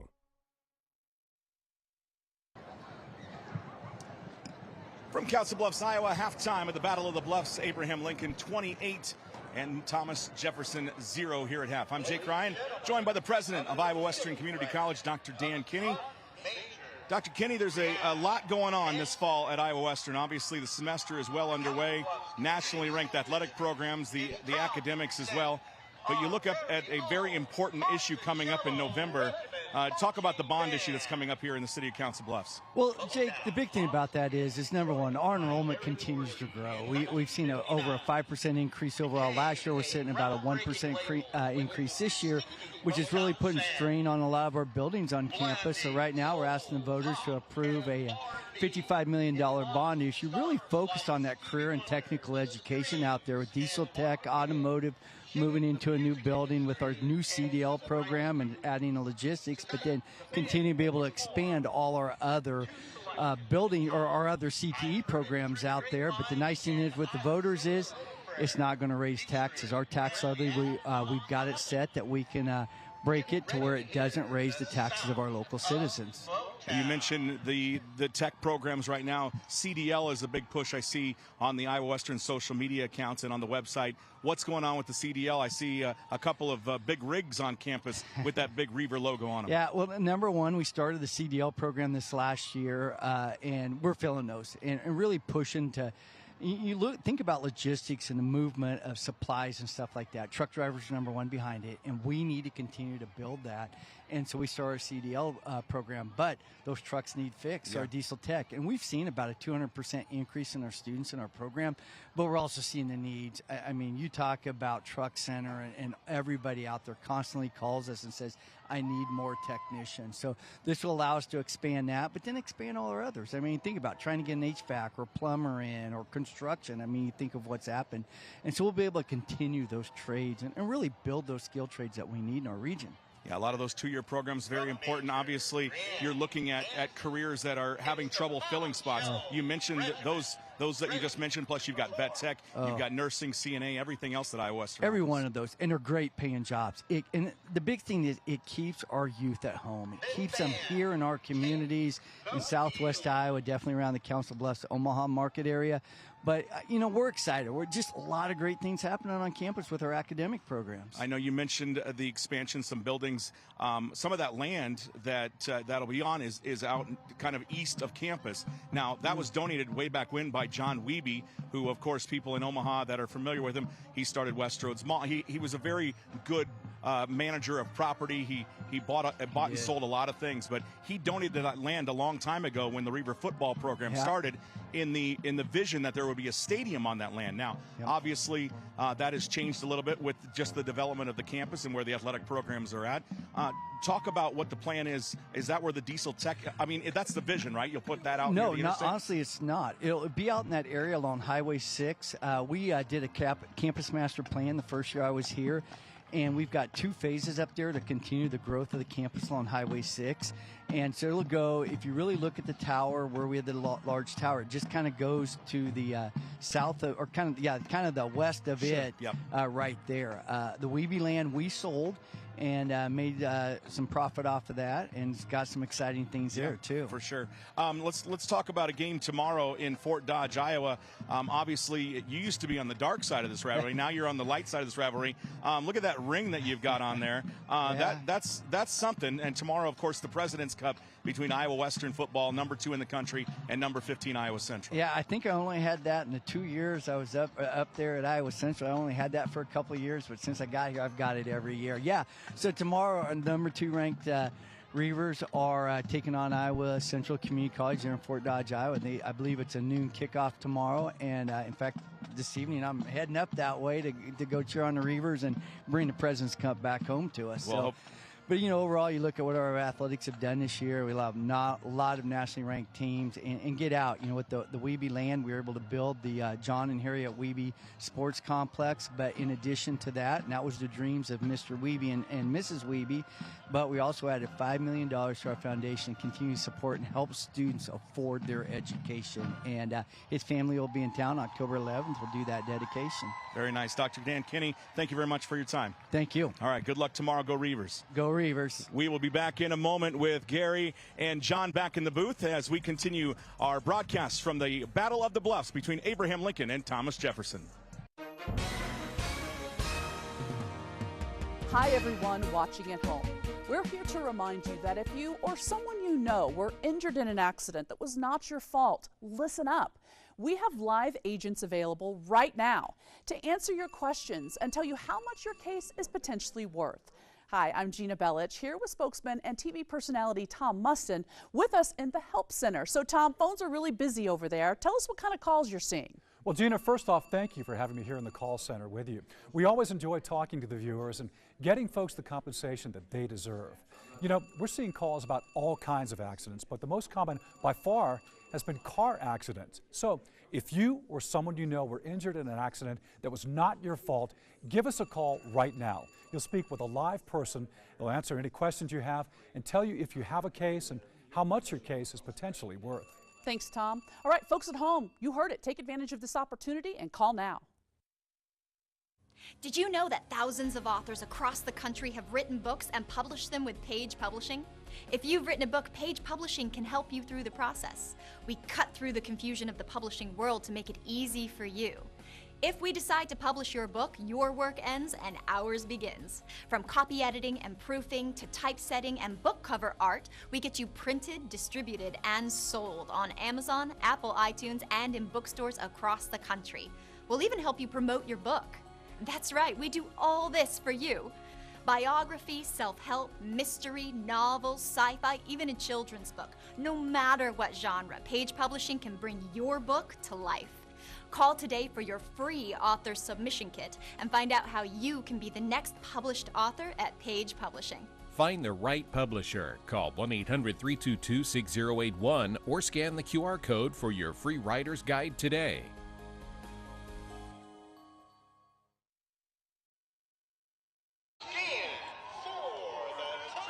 It's halftime on Game Time, where AL leads TJ 28-0 on a beautiful night for football here in the Council Bluffs community and at this wonderful facility, Gail Wickersham Stadium. And we are pleased to be joined by TJ's athletic director, Luke Peterson. Thank you, Luke, for your time. Thanks for having us out here again in this beautiful facility. When people see this on TV or they come out here, what does a facility like this, the whole facility, do for an athletic department like TJ? Well, I can tell you right now that just the spirit that you hear in the air, obviously the whole town is involved, everybody's here, but the biggest thing is the students and the opportunities that they're getting because of this facility. I mean, we have cameras. All these cameras are kids. All the live video you see on the board is kids.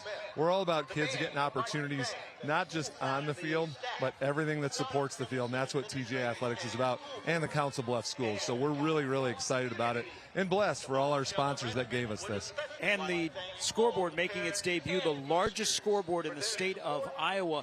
There's a lot of excitement. You've been here now for a few years. We've gotten to know Coach Waters, and the numbers have ticked up in terms of kids going out for football. There's a good vibe. Walk us through how you see the football program and the steps they've made since you took over as athletic director. I believe that, again, getting more kids participating in, but also believing, it's getting them in and following our team, our school culture, which is pride, participation, respect, integrity, dedication, and effort. And those are the things that we really preach to our kids, and that's what we're seeing out on the field today. I mean, the score isn't where we want it to be right now, but I can tell you that we work it every day in our schools, and our kids love it, and our coach, Coach Waters, backs it all of our coaches do, and that's what we do in the interview process when we talk with them about it. Tell us a little bit more about your athletic department. You have some wonderful people that are great in the community, great in the classroom, that are coaches. Talk about the from top to bottom, your athletic department, some of the positive things. We have a lot of great coaches that just are timeless. They spend so much time with our students and in our school doing fundraising and then community awareness among the community, so it's really helpful. Last year we set records for boys basketball. We had 18 wins. We had a soccer coach that had 250 wins that we're going to talk with about them. I mean, it's just a great community of athletics, and people have really rallied, and we're just trying to keep the excitement up and get more kids involved as much as we can. We even adopted a thing called Stingers Up, which is from Sacramento State, and it's just been something that our student section jumps on, and we just love it. We've got a lot of energy, and we love it. Luke, thanks for your time. Thanks for your hospitality. And Stingers Up the rest of the entire year. Thanks, you guys. Appreciate you being here. Stingers Up. That's Luke Peterson, Athletic Director at Council Bluffs Thomas Jefferson. Back with some highlights and more after the first half. 28-0 AL leads TJ.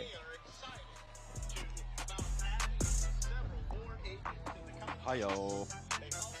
Hey, thank you, Luke. It's Ram Power Days at Woodhouse Chrysler Dodge Jeep Ram. Browse our full lineup of new Ram trucks like the durable and capable 2025 Ram 1500. And take advantage of our current offers going on right now. Visit one of our 2 convenient locations in Blair or Bellevue today. Serving our customers since 1991. Woodhouse is your trusted Ram dealer. For those with big dreams and big ambitions, the world is waiting. Unlock the power of possibility at Iowa Western. Our immersive high-tech programs give you the skills to bring your full potential to the world. With over 80 fields to explore, turn your passion into your career in half the time and for thousands less than a 4-year institution. The world is waiting at an IWCC location near you. Register for classes today. The bathroom of your dreams is only a phone call away with BCI Bath and Shower. We can make your ordinary bath and shower extraordinary. This is not a cookie-cutter design. This is a complete custom build that will fit your every need. It's never been easier or more affordable than right now to get the bathroom of your dreams. We have the best monthly programs in the industry with payments as low as $99 per month or no payments, no interest for 18 months with approved credit. The hardest part of your new bathroom is gutting and building the tub and shower. If your bathing area is old, there could be damage behind the walls and possible mold and mildew, which can be a serious safety issue. At BCI, we don't cover a problem, we fix it. Call now to get a never-clean glass-treated door with a no-track system at half off for the first 50 callers. Factory-trained, certified installers made in the USA and discounts for seniors and military. Call 800-660-5594. That's 800-660-5594. Halftime, AL leads TJ by a score of 28-0. Game time here on Your View. Here are the Cox Fast Stats from the first half, giving football fans all the latest stats, courtesy of the nation's fastest internet provider. Learn more at cox.com/internet. Well, you see the statistics there, and you can pretty much tell how this one's gone. Most of those yards through the air for TJ came on their final possession, which did not result in points. Obviously, with a 28-0 scoreline, TJ's going to have to do a lot more of that in the second half, and they've got to slow down Etienne Higgins, who's got 106 of the 128 yards rushing for the Lynx. 28-0, the Lynx lead TJ. It's halftime. Third quarter kick is coming up next.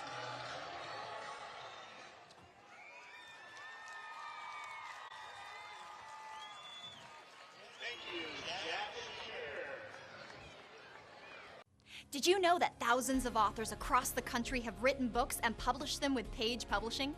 If you've written a book, Page Publishing can help you through the process. We cut through the confusion of the publishing world to make it easy for you.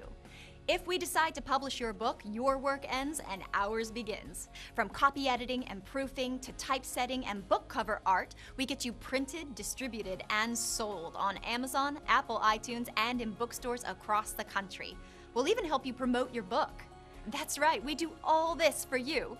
Biography, self-help, mystery, novels, sci-fi, even a children's book. No matter what genre, Page Publishing can bring your book to life. Call today for your free author submission kit and find out how you can be the next published author at Page Publishing. Call for your free writer's guide, 800-454-1197. That's 800-454-1197. 800-454-1197. Or scan the QR code now. Hey everyone, Emerald Lagasse here, and I'm so excited to tell you about my biggest air fryer yet. Introducing Emerald Lagasse's Dual Zone Air Fryer Oven with dual-sided cooking chambers. Now you can cook 2 different foods 2 different ways that finish at the same time. Enjoy juicy grilled burgers at the same time as air-fried French fries. Broiled savory salmon at the same time as roasted asparagus. The secret is in the QuickSync technology that matches the cooking times and settings of each food, so they're programmed to finish at the same time. But watch, remove the center divider and it transforms into a large 25-quart capacity oven.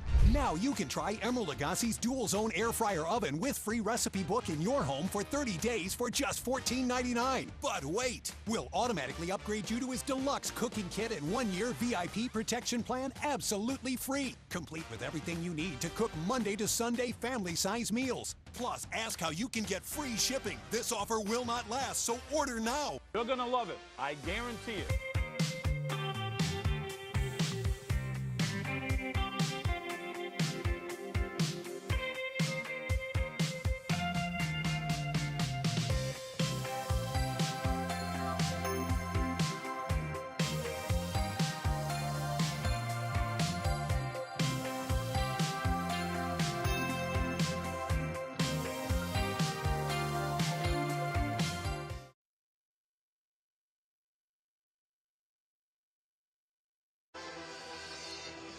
28-quarter scoring burst by AL. A lot of these highlights that we're about to see, John, it's the quarterback, Etienne Higgins. Yeah, he did work in the first half. It got started with a wild interception by Lusajo that set up the first AL scoring drive in that huge second quarter after it was 0-0. Higgins from 30 yards out with the legs opened the account for the Lynx with the big burst to make it 7-0.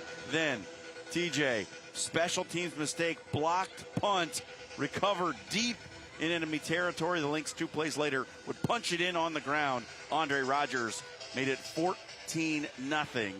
Then it was a pick six and another Higgins touchdown run from short range. And that's all she wrote for the first half. 28-0 Lynx.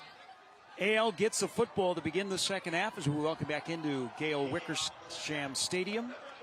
Battle of the Bluffs. Those 28 points occurred in about a span of 5 minutes in the second quarter. It was 0-0 after 1 as we get set to go. TJ in all black with the orange helmets. AL in all white with the white helmets.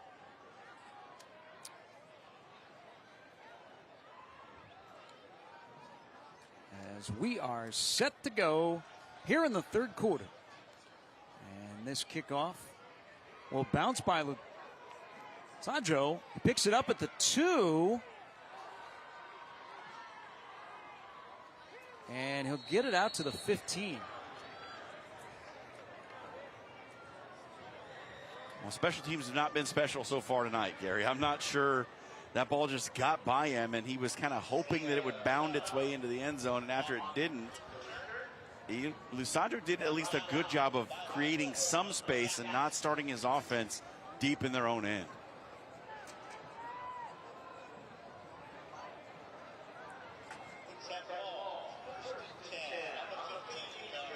So on the 15-yard line, AL will begin.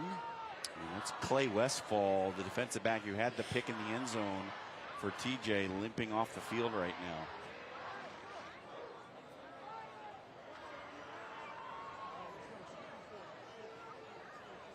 And TJ does not have an abundant roster of a lot of two-way guys.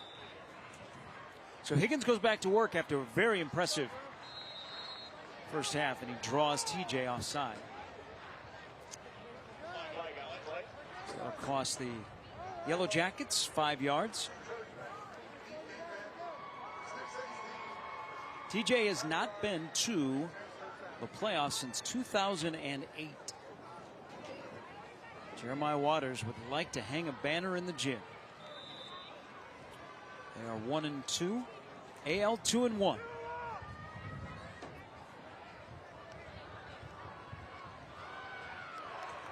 Neither team ran it much in the first half. Rogers runs it right away here to begin the second half. A good defensive play. Coming up from his linebacker spot, Cole Townsend. Yeah, Townsend shoots the gap, gets in on the legs of Rogers, drags him down in the backfield. Great defensive play.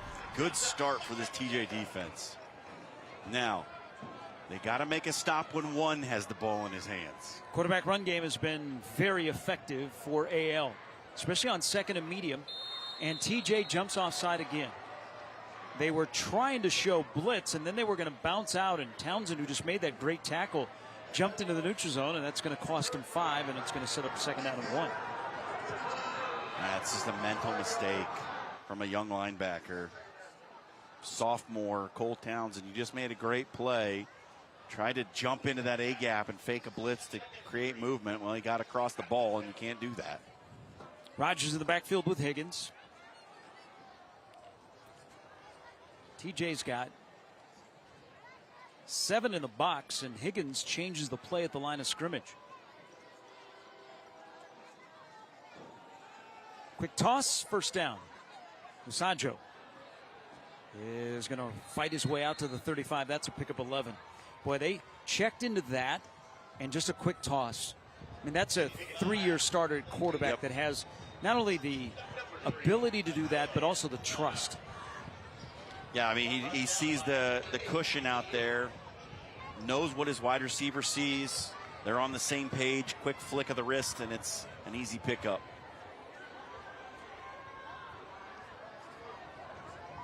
Play action, Higgins was going to run. Now he got rid of it. There is a flag down.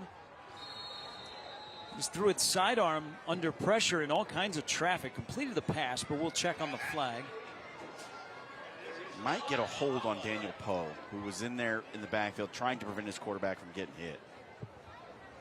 And it is exactly what John described, a hold on AL. They're at halftime in Lincoln. Nebraska leads Illinois 17-10.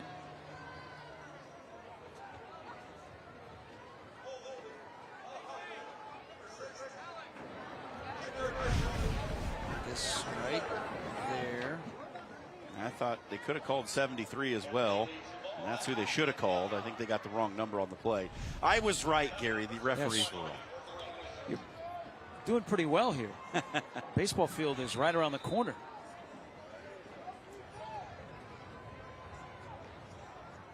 High snap, grabbed by Higgins. Somehow he's able to hand it off to Rogers, and Rogers is on the run up to the 40 to the 45 midfield, and he's finally dragged down.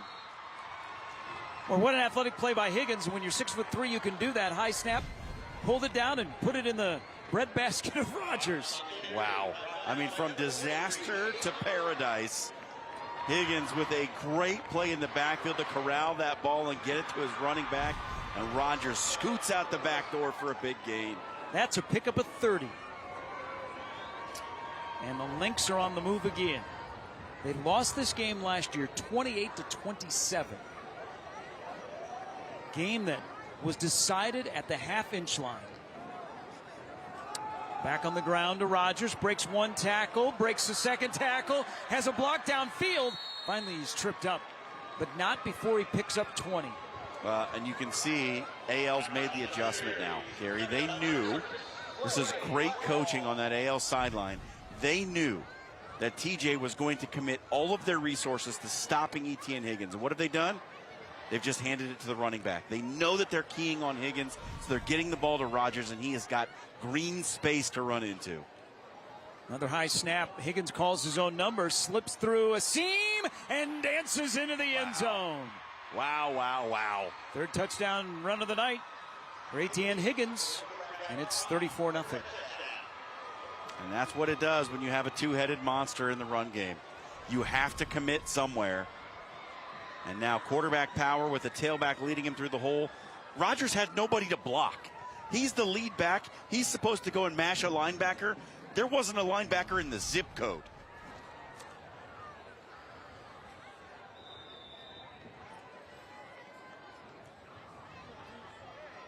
Amador Zavala out for his 5th PAT of the night. 34-0. And it is now 35-0. Let's get another look at the third touchdown run of the night by Etienne Higgins.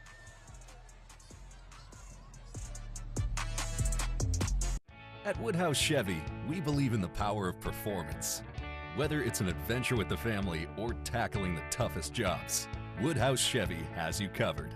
Woodhouse Chevy offers many models to choose from, and amazing features like wireless Apple CarPlay, lane keep assist with lane departure warning, front pedestrian braking, and so much more. Woodhouse Chevy brings you 2 convenient locations in Omaha and Missouri Valley. Together, let's drive with Woodhouse Chevy. Helping families with mesothelioma is all we do. Our firm has been offering a free book on mesothelioma for over 10 years. Since that time, thousands with mesothelioma have trusted us to represent them against those responsible. We have local offices throughout the U.S. Mesothelioma really is all we do, and there is no risk to you. Let us put a plan in place for you and your family. Call now. Call us at 800-500-8450, 800-500-8450.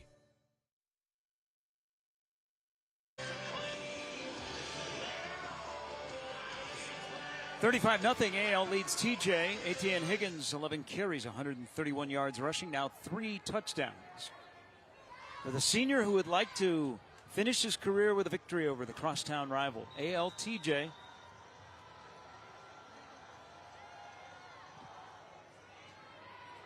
And this will be returned. And not able to get back out to the 20.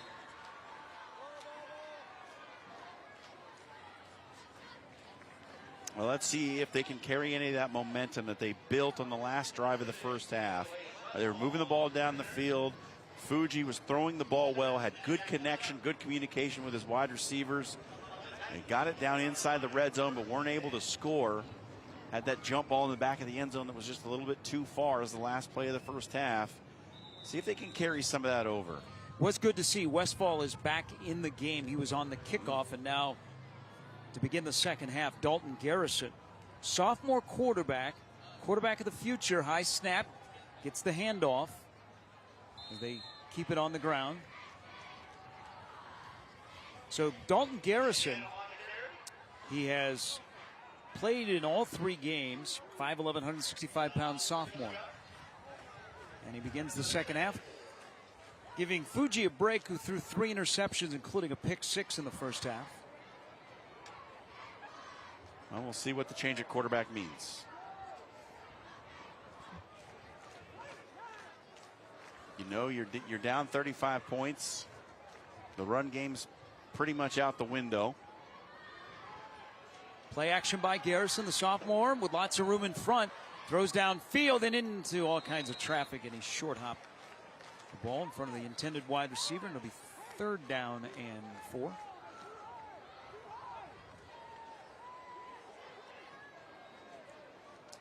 What they're trying to do with the young quarterback there on the rollout is just give him half the field to read, right? The inexperience, you don't want him to have him sit back there and read the whole field, so you roll him to one side. He's only got half the defense to read at that point. Give him a little bit of an easier time. He put it in some trouble, but threw it low, which is a good decision. When you're trying to fit it into a tight window, make it tough to catch for the defender. We are in a running clock with AL up 35-0. They show blitz. Garrison's pass, not deflected away, and into the hands. Nope, they're going to say, yes, an interception. On the deflection, Parker Henry picks it off. The 4th interception thrown by TJ tonight.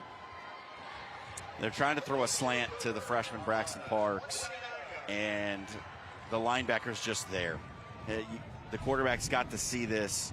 The lane is not open, and that's not a catch, Gary Sharp, but it's going to be ruled an interception.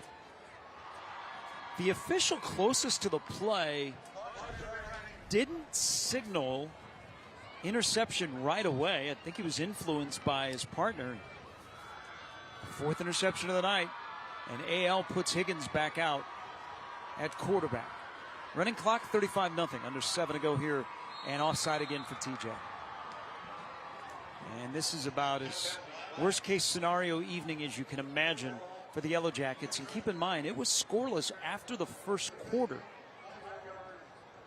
Looked like we were in for a defensive battle. Both defenses had stood up, played pretty well. AL made an adjustment in that second quarter and said, we're going to give the ball to our quarterback and let him run with it. And that was a great decision. He's carried the ball 11 times. Rogers, to his left, carries it for the 12th time tonight. He's brought down in the backfield. And Etienne Higgins is a pretty spectacular athlete. Good basketball player as well. You mentioned he's got D2 type offers, FCS. You wonder if there's a spot for him somewhere on one of those group of 5 schools as an athlete. AL has got a fantastic boys basketball program. Hansen carries it for one of the rare times tonight. That's going to be a pickup of 3. Another thing to keep in mind, when you're playing here in Council Bluffs, and as we heard Jake Ryan and Dr. Kinney talking at halftime, Iowa Western, back-to-back national champions, currently ranked number 2, 2-1. They're at Iowa Central and Fort Dodge. The amount of local talent that is on Iowa Western's roster, that's one thing. If maybe you're not ready to play at the next level, what a great option to play for Scott Strohmeyer. Nice pass out of the backfield and all the way down to the 10-yard line. Boy, little play action, caught everybody off guard except for Huey. Huey caught it above the kneecaps, turned upfield, and he's inside of the red zone. That's a pickup of 12. Yeah, just a little sidearm flip out there. We see that on Saturdays and Sundays from some pretty special quarterbacks as well. We talk about arm slot, different angles of throwing the ball. It's a good job by Higgins just to flip it out there to his tight end coming around the corner. Boy, they are rolling on offense. And Higgins keeps it on the RPO, and there is a flag thrown down in the area of the holding. That's really been the only thing that this AL offense has not done a great job of tonight. They've been called for holding a few times when there's been some traffic in the backfield. Holding on AL.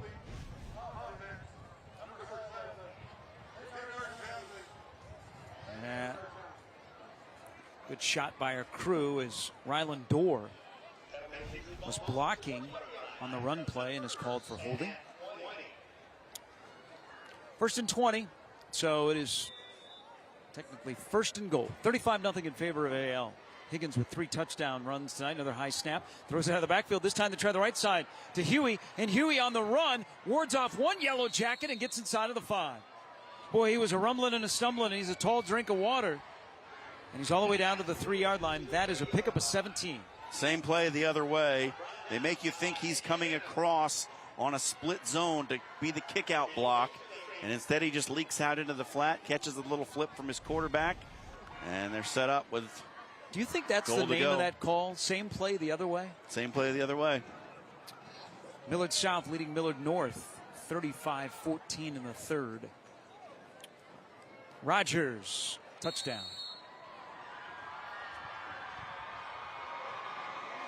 Rogers and Higgins makes a good law firm, makes a pretty good tandem in the backfield too. They're getting it done here tonight. Both of them with a couple of touchdowns on the ground. And at 42-0, the celebrations are on for the folks in white.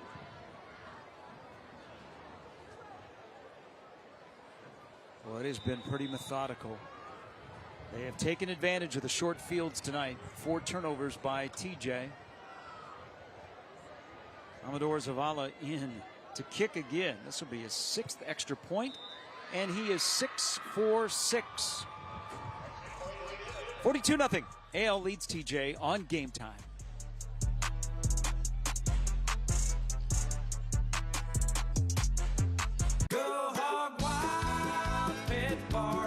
Hog Wild has the perfect game day feast. Whether you're feeding a few or the whole crew, Hog Wild has something for everyone on your team. Pick up a Hog Wild family pack loaded with slow smoked meats and everyone's favorite sides. Or grab the best barbecue deal in town, a Hog Wild $5.99 meal. Enjoy cheering on your favorite team and let Hog Wild do all the work. Order online at GoHogWild.com. But don't be late, we close at 8. Nearly 1 in 4 U.S. consumers have been a victim of identity theft, even when they did all the right things to protect their personal information. I did everything right, but an institution that had my data didn't, and now my identity's been stolen. Banks, hospitals, employers, and other institutions all have your personal information too, and when they're exposed, careful monitoring of your accounts and credit won't be enough. $110,000 of my hard-earned money gone. The stakes are high, and even if you take steps to protect your personal information, you're not the only one who has it. Only LifeLock monitors hundreds of millions of data points every second, alerting you to the widest volume of threats. And if you become a victim, a dedicated U.S.-based identity restoration specialist will fix it, guaranteed. Plus, all LifeLock members are backed by the LifeLock $1 Million Protection Package, including reimbursement for stolen funds. Call now or go online and use promo code 35TV to save 35% off an annual plan for your first year. Are you on Medicaid and in need of bladder control and incontinence products? Then stay tuned for a free offer from Active Style. At Active Style, we understand your needs and offer convenient home delivery of incontinence products for children and adults. And they may be available at no cost to you if you're Medicaid eligible. Our products have a super absorbent core that locks away wetness to keep you dry. If you're on Medicaid, call now for your free sample.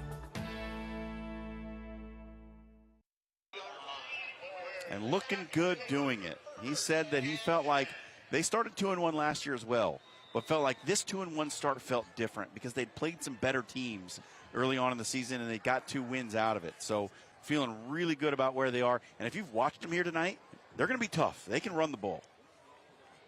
They have Des Moines, Lincoln, Sioux City East, and then Johnston, the next 3. Garrison in to start the second half, scrambling. Oh, boy, now he's turning, he's spinning, he's throwing, and it's incomplete as he got hit hard after he let it go. The sophomore quarterback got drilled by Dighton, who has had a monster game tonight from his linebacker spot. Well, you got to love the competitive nature of this quarterback, just trying to keep the play alive, but sometimes discretion is the better part of valor. You got to get rid of that thing on the first time before you pivot and turn it around. Now Garrison will come out of the game as Fuji is back in, the starting quarterback for TJ. Garrison began the second half. Running clock near the end of the third. Fuji's pass is caught for minimal yardage. Kramer made a nice catch, but once he turned, there were 3 white jerseys all over him. Yeah, the pass was low and short, which pulled him back toward the line of scrimmage and limited the amount that he could get after picking up the ball off of his shoe tops. And see here, see that pass is just pulling him away. And then it's tough to change direction and get upfield for any measurable gain. I am really impressed by the speed of AL on defense. They are not big. This is a team that doesn't have anyone on the roster that weighs over 275 pounds, but they are quick. Third down, Fuji under pressure, throws it, incomplete. He was looking, and he had the middle of the field open for Parks, his freshman wide receiver, but threw it a little short. And TJ is going to have to punt the football. Yeah, and if he's able to get this up to Parks a little bit, he might pick up the first down because the right side of the field was wide open. Parks could have got to the sideline, probably gotten the necessary yards to gain. But as it is, it brings up another 4th down. And on 4th down, down 42-0, clock running. Jeremiah Waters will elect to go for it. You got to think for AL, Etienne Higgins, Andre Rogers, their nights are probably done. Fuji to throw. Needs to get to the 33. Pass caught by Parks. Boy, he's going to be a good one. That's a pickup of 17 across the middle to the freshman wide receiver. This is just such a good route. He does such a good job breaking this off to the inside, going up and getting the ball. Good end to the third quarter for the TJ offense. Something to finally feel good about. The 4th is next.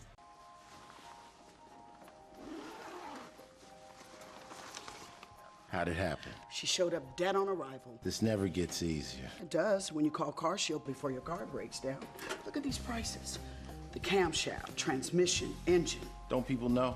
A A plan through CarShield could protect up to 5,000 parts and systems. You hate to see it. An out-of-warranty car is going to break down eventually. Right, which is why they need a plan through CarShield. Best of all, you'll get access to CarShield's concierge service, who can even help you find a mechanic near you. They're notifying the family. Poor guy. He doesn't even know what's coming. Another victim of senselessly expensive repair bills. Can't save them all. But we can keep trying. Didn't have to end this way. If he'd have just called CarShield before his car broke down. Exactly. CarShield has an A rating with the Better Business Bureau and was voted America's most trusted auto protection company. It's time to call CarShield now. Call 800-238-7502.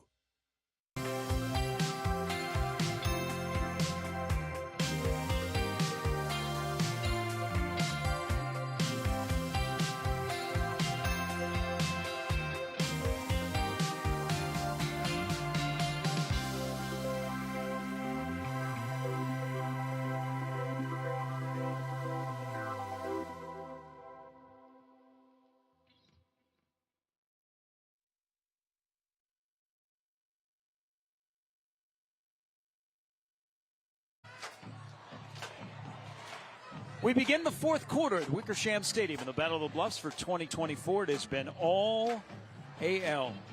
The Lynx woke up in the middle of the second quarter, and they haven't looked back. 42-0. Running clock as we begin the fourth quarter.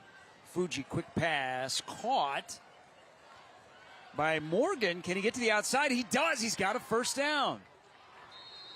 Good job of weaving his way through the traffic to find an open seam, and that is going to be a pickup of 14 yards. This is what TJ was hoping they could do from the outset of this game, is just get the ball in space to their playmaking wide receivers and let them gain yards after the catch. Kramer is a guy who has this kind of ability, getting some looks at the next level, and they just haven't been able to get the ball into his hands enough.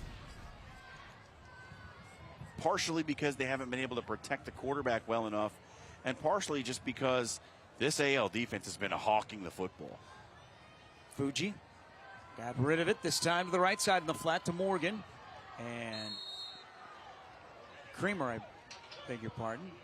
He's brought down for pickup of a couple of yards. Garrison, who started the second half at quarterback, is being looked at on the sidelines. So Fuji, the starting quarterback, Jaden Fuji, who had a rough first half, 3 interceptions, to get a look at Garrison. Fuji has come back in. 4 interceptions tonight, thrown by TJ.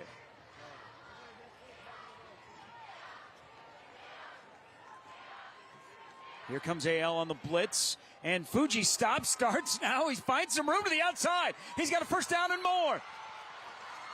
And he's inside of the red zone. Boy, in a rough night for the quarterback, that's a good sign. He's like playing with the joystick. Stop, start. Well, this play is designed to go to the right, but there's no room to the right. So he just bends it back to the left. And that defense had flowed all the way over to that side, and he found some running room. He stopped, and 3 Lynx went the other way. That is advised when you are trying to avoid Lynx out on the open road. Now they have the ball at the 15-yard line. Trying to get on the board, down 42-0 running clock here in the fourth quarter. Fuji to put it up under pressure. Now got to sidearms the ball, and it's dropped. Wide open was Carpenter, who was pretty good back in the first half and making some big catches. But there, I think he was thinking to turn it up and forgot to take the ball with him. Yeah, he's turning his head to see where the defender is. You can see it right there on the play before he secures the catch. Thinking about how he's going to shake a defender before he secured the ball. Timeout on the field. 42-0. Lynx lead the Yellow Jackets on Game Time. Friend, do you remember when it felt good to withdraw your cash from the bank to expand a business, go on vacation, or buy a new car? Well, today, withdrawing your own cash has become a very risky business, according to The Secret War, a shocking new research report. I just read it. And folks, I was amazed to learn why banks are now required to spy on us for the government and then report any suspicious or unusual behavior. I suggest you get The Secret War free Just call the number on the screen, no charge, from the folks at Swiss America. And get this, did you know simply spending cash today may be enough to have you branded as a potential criminal? That's right. The new war on cash is really a war against all freedom-loving Americans. The secret war is yours free, so call the number on the screen and you can tell them Pat Boone gave you the number.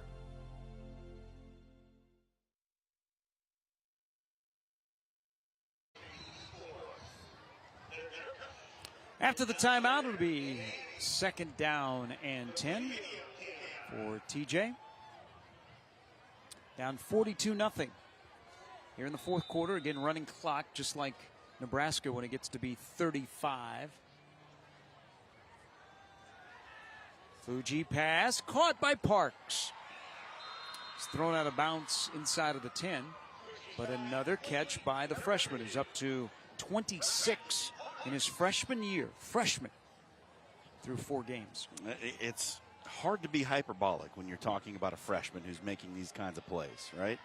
He's a different kind of kid. Now they're looking at 3rd down and about 4.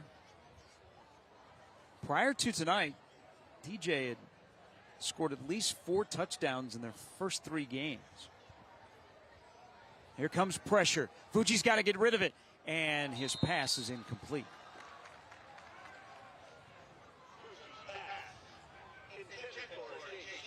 I think they're trying to set up a middle screen here, Gary, but it didn't look right. It looked like the running back might have gone a little bit too far downfield and forced Fuji to hold on to it for too long. Just some discombobulation on the offense. Just like Nebraska, there is no replay here in Iowa.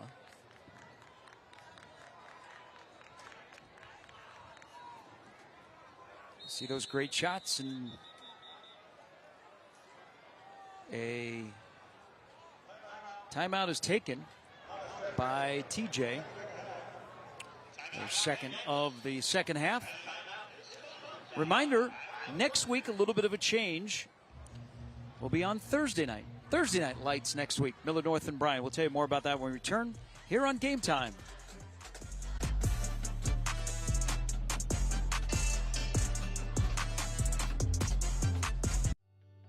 Are you or someone you love struggling with an addiction to drugs or alcohol and want to be set free from the chains of addiction? Then call Addiction Helpline America right now to get the help you need. From drug and alcohol addiction to dual diagnosis treatment, we provide a confidential helpline to help people like you get sober and live happy, substance-free lives. With one call, you can be on the phone with addiction specialists across the country who will guide you on the next steps to find the freedom and healing you desperately need. Call Addiction Helpline America at the number below. We provide a confidential helpline to help people like you get sober and live happy, substance-free lives. One phone call today can change your life forever. Don't wait another minute for that right moment to be set free. Take that bold step and call Addiction Helpline America at the number below or visit www.addictionhelplineamerica.com.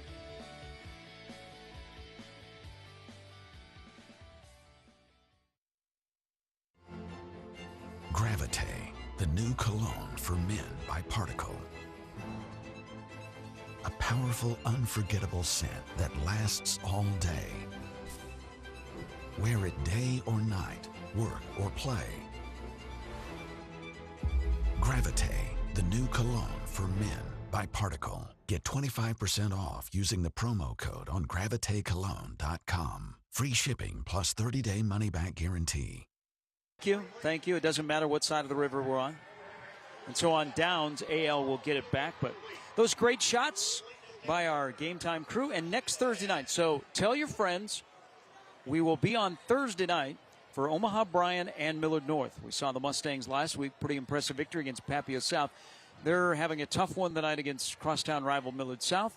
But we look forward to that game. We'll be at Buell Stadium next Thursday night. Kickoff time remains the same, 7 o'clock. Right here on Your View. Should be fun. That's a good-looking Millard North team. I know that, like, you said they're struggling against Millard South. And who isn't struggling against Millard South this season, right? But Alan Burrell's got some things working for Millard North. A chance to see Caden Vermoss and Pierce Newberry again. Caden Vermoss is something else, man. Well, this season's flying. We're already at week 4. This game's flying with a running clock, 6.5 to go. Higgins on the toss. Higgins and Rogers stay in there, and Rogers just runs over a host of Yellow Jackets. Starter's still in the game for AL. Getting a few more reps here late in this one.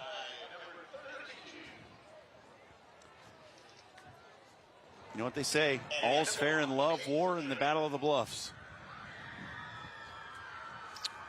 I don't know if they say that, but I did. Okay, I was just trying to check. I was wondering if my schooling was off. I'll go back and look. All right. But you might be close.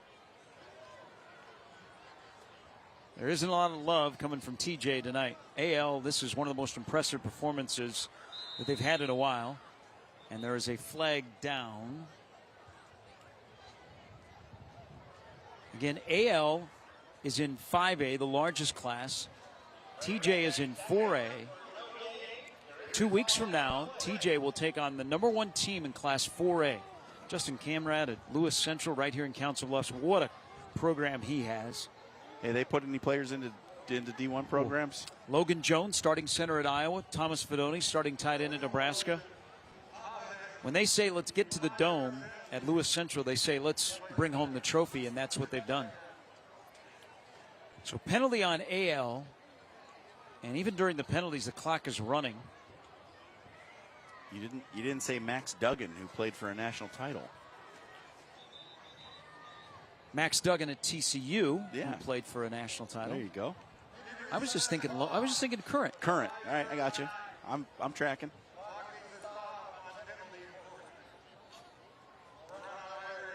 So, Keith Irvin, not to be confused with the singer-songwriter, because it's spelled differently, is trying to inform the clock operator on how the running clock actually works.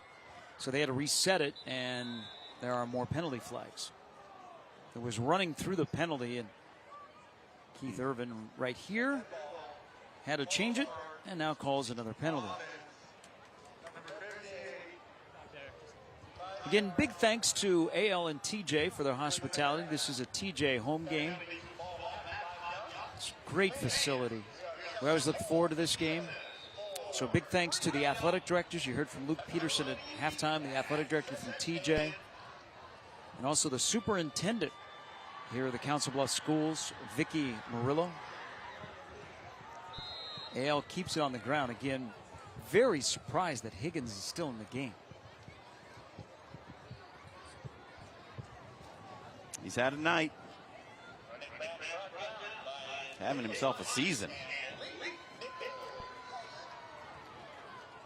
One of those dudes you got to pay attention to in the state of Iowa.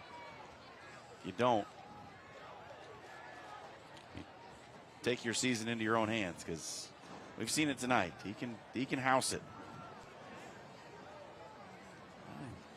Player of the game, play of the game, all those awards for Higgins. And he's on the run again. And he'll sneak out across the 10. This is what they're playing for.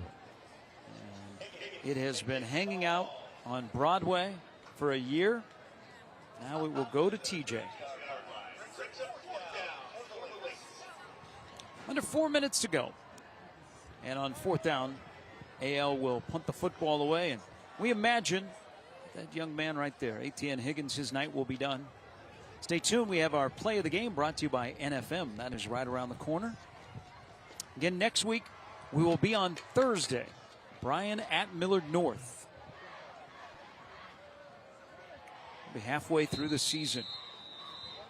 Have a pretty good feel on the separation in Class A in Nebraska. And now we have another timeout. AL will take a timeout. But it kind of starts with Millard South. You can't overlook Omaha West Side. Elkhorn South just hangs around. They are a solid team. And then to find that 4th team, that's where it becomes more of a deeper conversation. Yeah, we've liked what we've seen from Omaha North in spots. That defensive line is real.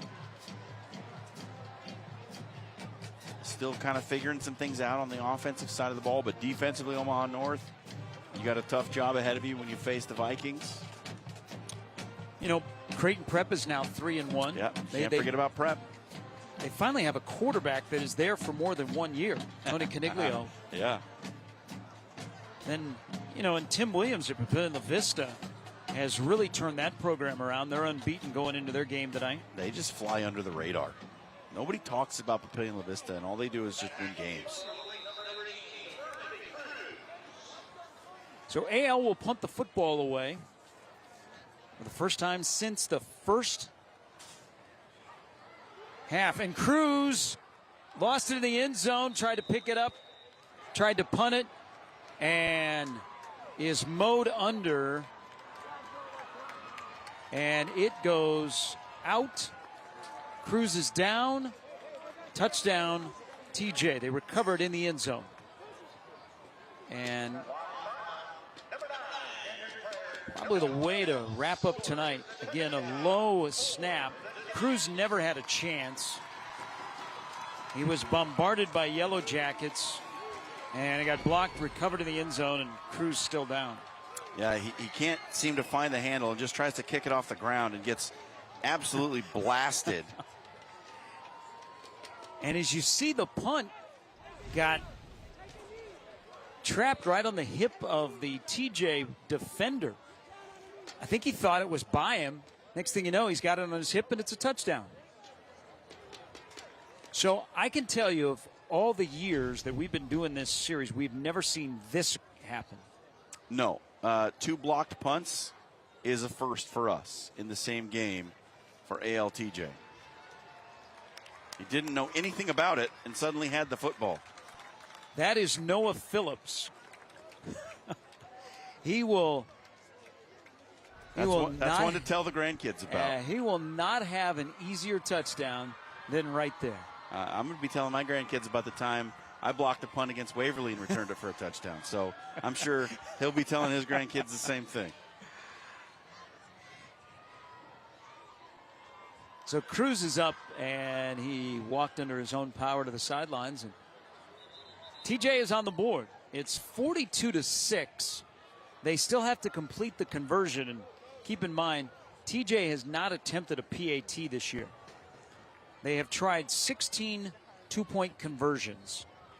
They have converted on half of them.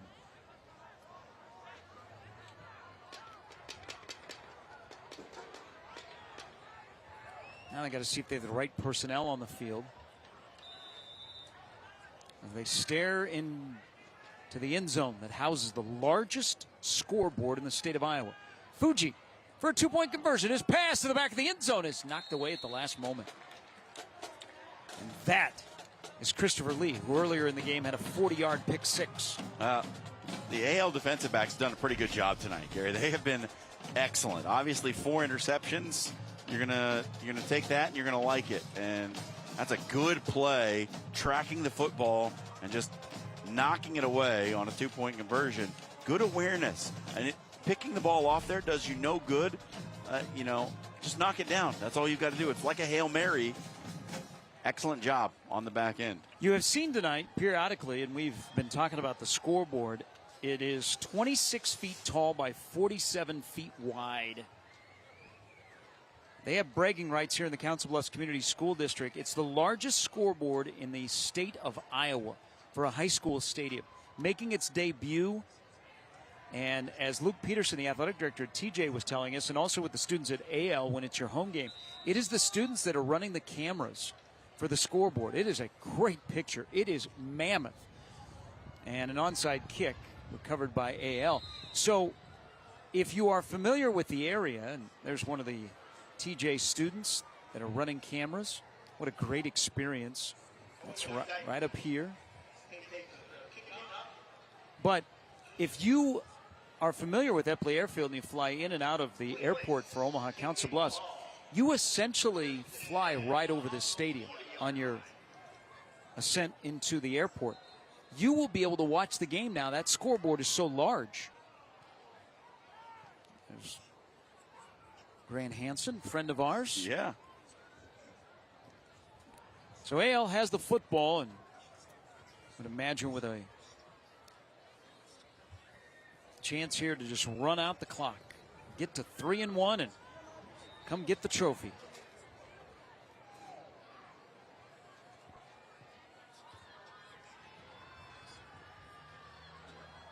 Higgins is still in the game. He certainly is. Short yardage carry. It's Cale Hansen on the carry.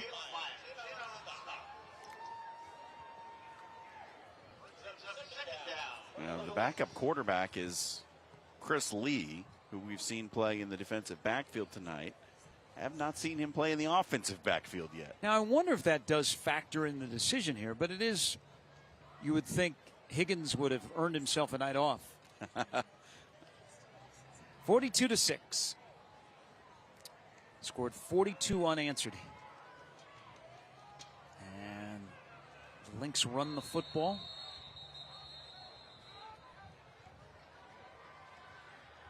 As on the carry, Brady Watts. And there's Christopher Lee. Oh, is he inching towards the field? No, there's a timeout taken. I don't see him lobbying. Maybe he's going to go get in there now. Yeah, that might be it. So 2:19 to play. We still have our play of the game. Some final thoughts on a very impressive win by AL. We don't get many lopsided games in this rivalry. But that burst about 5-minute stretch in the second quarter, that was all she wrote tonight. Yeah, 28 points will do it. And when your defense makes 4 interceptions and you don't allow a point, that's good enough. I think Peter Kilberg and company will take this one, put it in the back pocket, and feel pretty good after losing 2 in a row to the Jackets.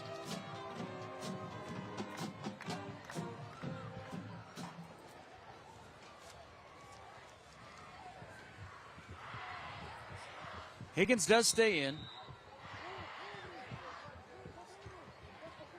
And Higgins calls his own number. And there he goes. So he'll add to his total. That is over 130 yards. 3 scores tonight on the ground. Lee had come into the game for one of the rare times tonight at wide receiver. It will be a good Saturday morning film session for Peter Kilberg and his staff. And for TJ, this is one of those burn the film nights. You know, it's not going to be fun to watch back. Made a lot of mistakes. Made a lot of youthful mistakes tonight, I would say. Just out of position on some things, missed reads. But those things come with experience and age. 90 seconds to go. Watts on the handoff. And he is pushed forward with some help from his friends close to the first down.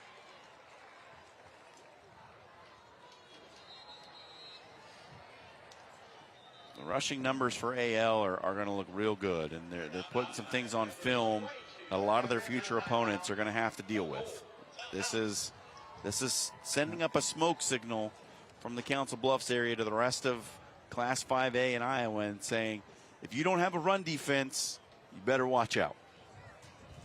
There is a player down for AL due to a cramping issue, so that's why the clock is stopped with 1:17 to go as fans head out.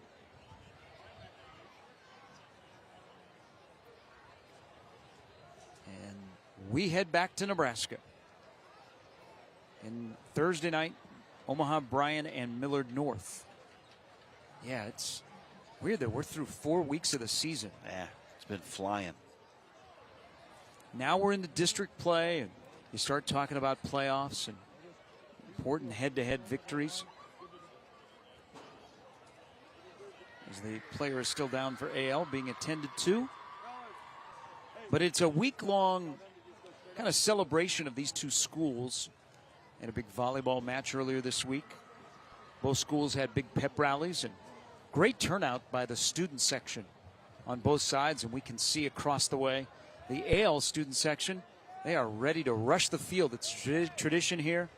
They celebrate with their team when they raise the trophy, and there they are. And oh boy, here they come. I think it's color rush night for the AL student section. I don't think that guy right there is a student. You sure? He might be a teacher. Wait a minute. They're ready. They're getting ready. They're congregating at the far end of the field as Higgins. We'll see if they run a play or they just take a knee. The clock is running. Now the play clock is down to 3, 2, 1, and he will take a knee. We'll have one more snap of the football and we'll be done. And the Battle of the Bluffs and the trophy's going back to AL.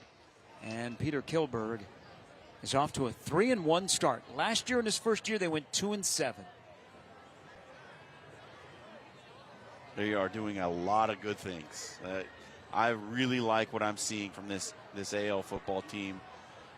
They don't have a ton of size. We talked about that already. But the mark of a good coaching staff is using your personnel for what they are good at doing. And they have done a great job of that tonight. This is a team built on speed and agility, and they outran and outmaneuvered this TJ team here tonight. For the 13th time in the last 17 meetings, the Battle of the Bluffs trophy is going to AL. There it is right there. And a thorough performance tonight by the Lynx, 42-6 over Thomas Jefferson. More from Wickersham Stadium after this on Game Time. Man, remember that time when our eye bags made us look sexy? Yeah, me neither. Now, we can reduce our eye bags by drinking less alcohol, sleeping more, cold compresses, blah, blah, blah, blah, and blah. 1, that's way too much work. And 2, don't worry, there's Particle 6-in-1 Face Cream for Men. All you have to do is wash your face daily and then rub in some Particle for 30 seconds and boom. You'll look a lot less like that guy and a lot more like this guy. Particle 6-in-1 Face Cream for Men. First of its kind anti-aging cream designed specifically for men. Fights eye bags, dark spots, and wrinkles. Visit ParticleMen.com and use the promo code on your screen to receive 25% off your entire order. Plus, we've got free shipping and a 30-day money-back guarantee. www.ParticleMen.com. Because seeing is believing.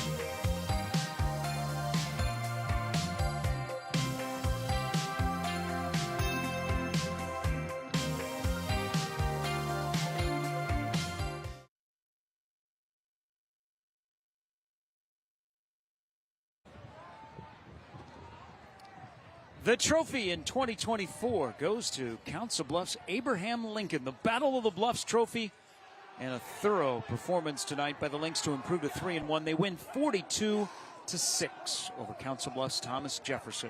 Welcome back to Wickersham Stadium. Game Time on Your View brought to you by Iowa Western. The world is waiting. It was scoreless after the first quarter and a 5-minute stretch where the Lynx put up 4 touchdowns and they did the majority of the work on the ground. And Etienne Higgins did the majority of the work via the legs tonight. It's our play of the game brought to you by NFM. Yeah, it was the first touchdown of the night. Higgins from 30 yards out weaved his way through all of the black shirts and found his way into the end zone for 6. That was what started the snowball rolling downhill for AL, and the team in white got it done tonight. 238 yards rushing for AL. NFM, everything you need to watch fall sports plus game-winning savings is at NFM. Back with some final thoughts after this. Most guys get serious eye bags as they get older. But most guys don't do anything about it because most guys don't really understand skincare. They think it's too expensive and they don't believe that anything actually works. But here's the thing. Most guys are wrong because there are actually a few ways to reduce your eye bags, and one of the easiest, Particle 6-in-1 face cream, actually works really well. And most guys actually can afford it. Because it's 6-in-1 formula means you're getting 6 products packed into one. Just wash your face and then massage in Particle for 30 seconds. Before you know it, you're looking younger than, well, most guys. But forget about most guys. Just be you, but a younger version of you. You can order right now at particlemen.com. We've got free shipping in the United States, plus a 30-day money-back guarantee.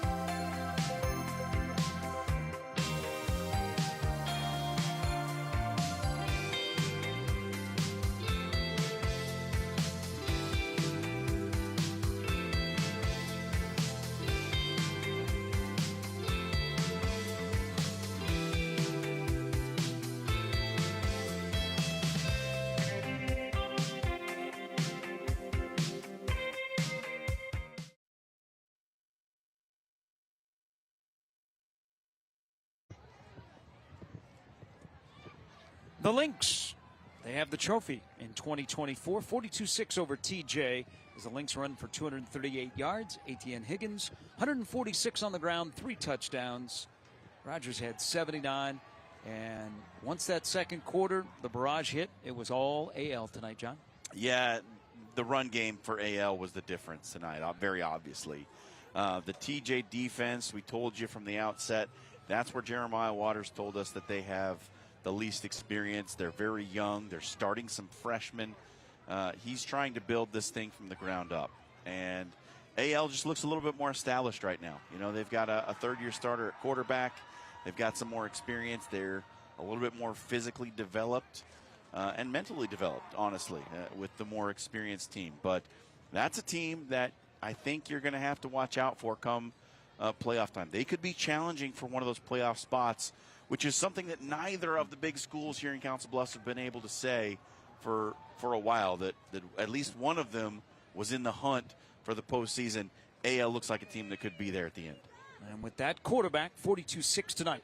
Next week, it's not even a week away. It's Thursday, a special Thursday edition of Game Time on Your View. Omaha, Bryan, and Millard North from Buell Stadium. Kickoff remains the same, 7 o'clock right here on Your View for the Bears and the Mustangs. For our statistician, John Carter, for Brad Pace, our producer and director, on our entire Your View crew, my partner, John Schreiner, I'm Gary Sharp. Again tonight, then the Battle of the Bluffs. This time it goes to the Lynx, AL 42, TJ 6. Enjoy the rest of your weekend, and we'll see you Thursday night from Buell Stadium. Good night, everybody.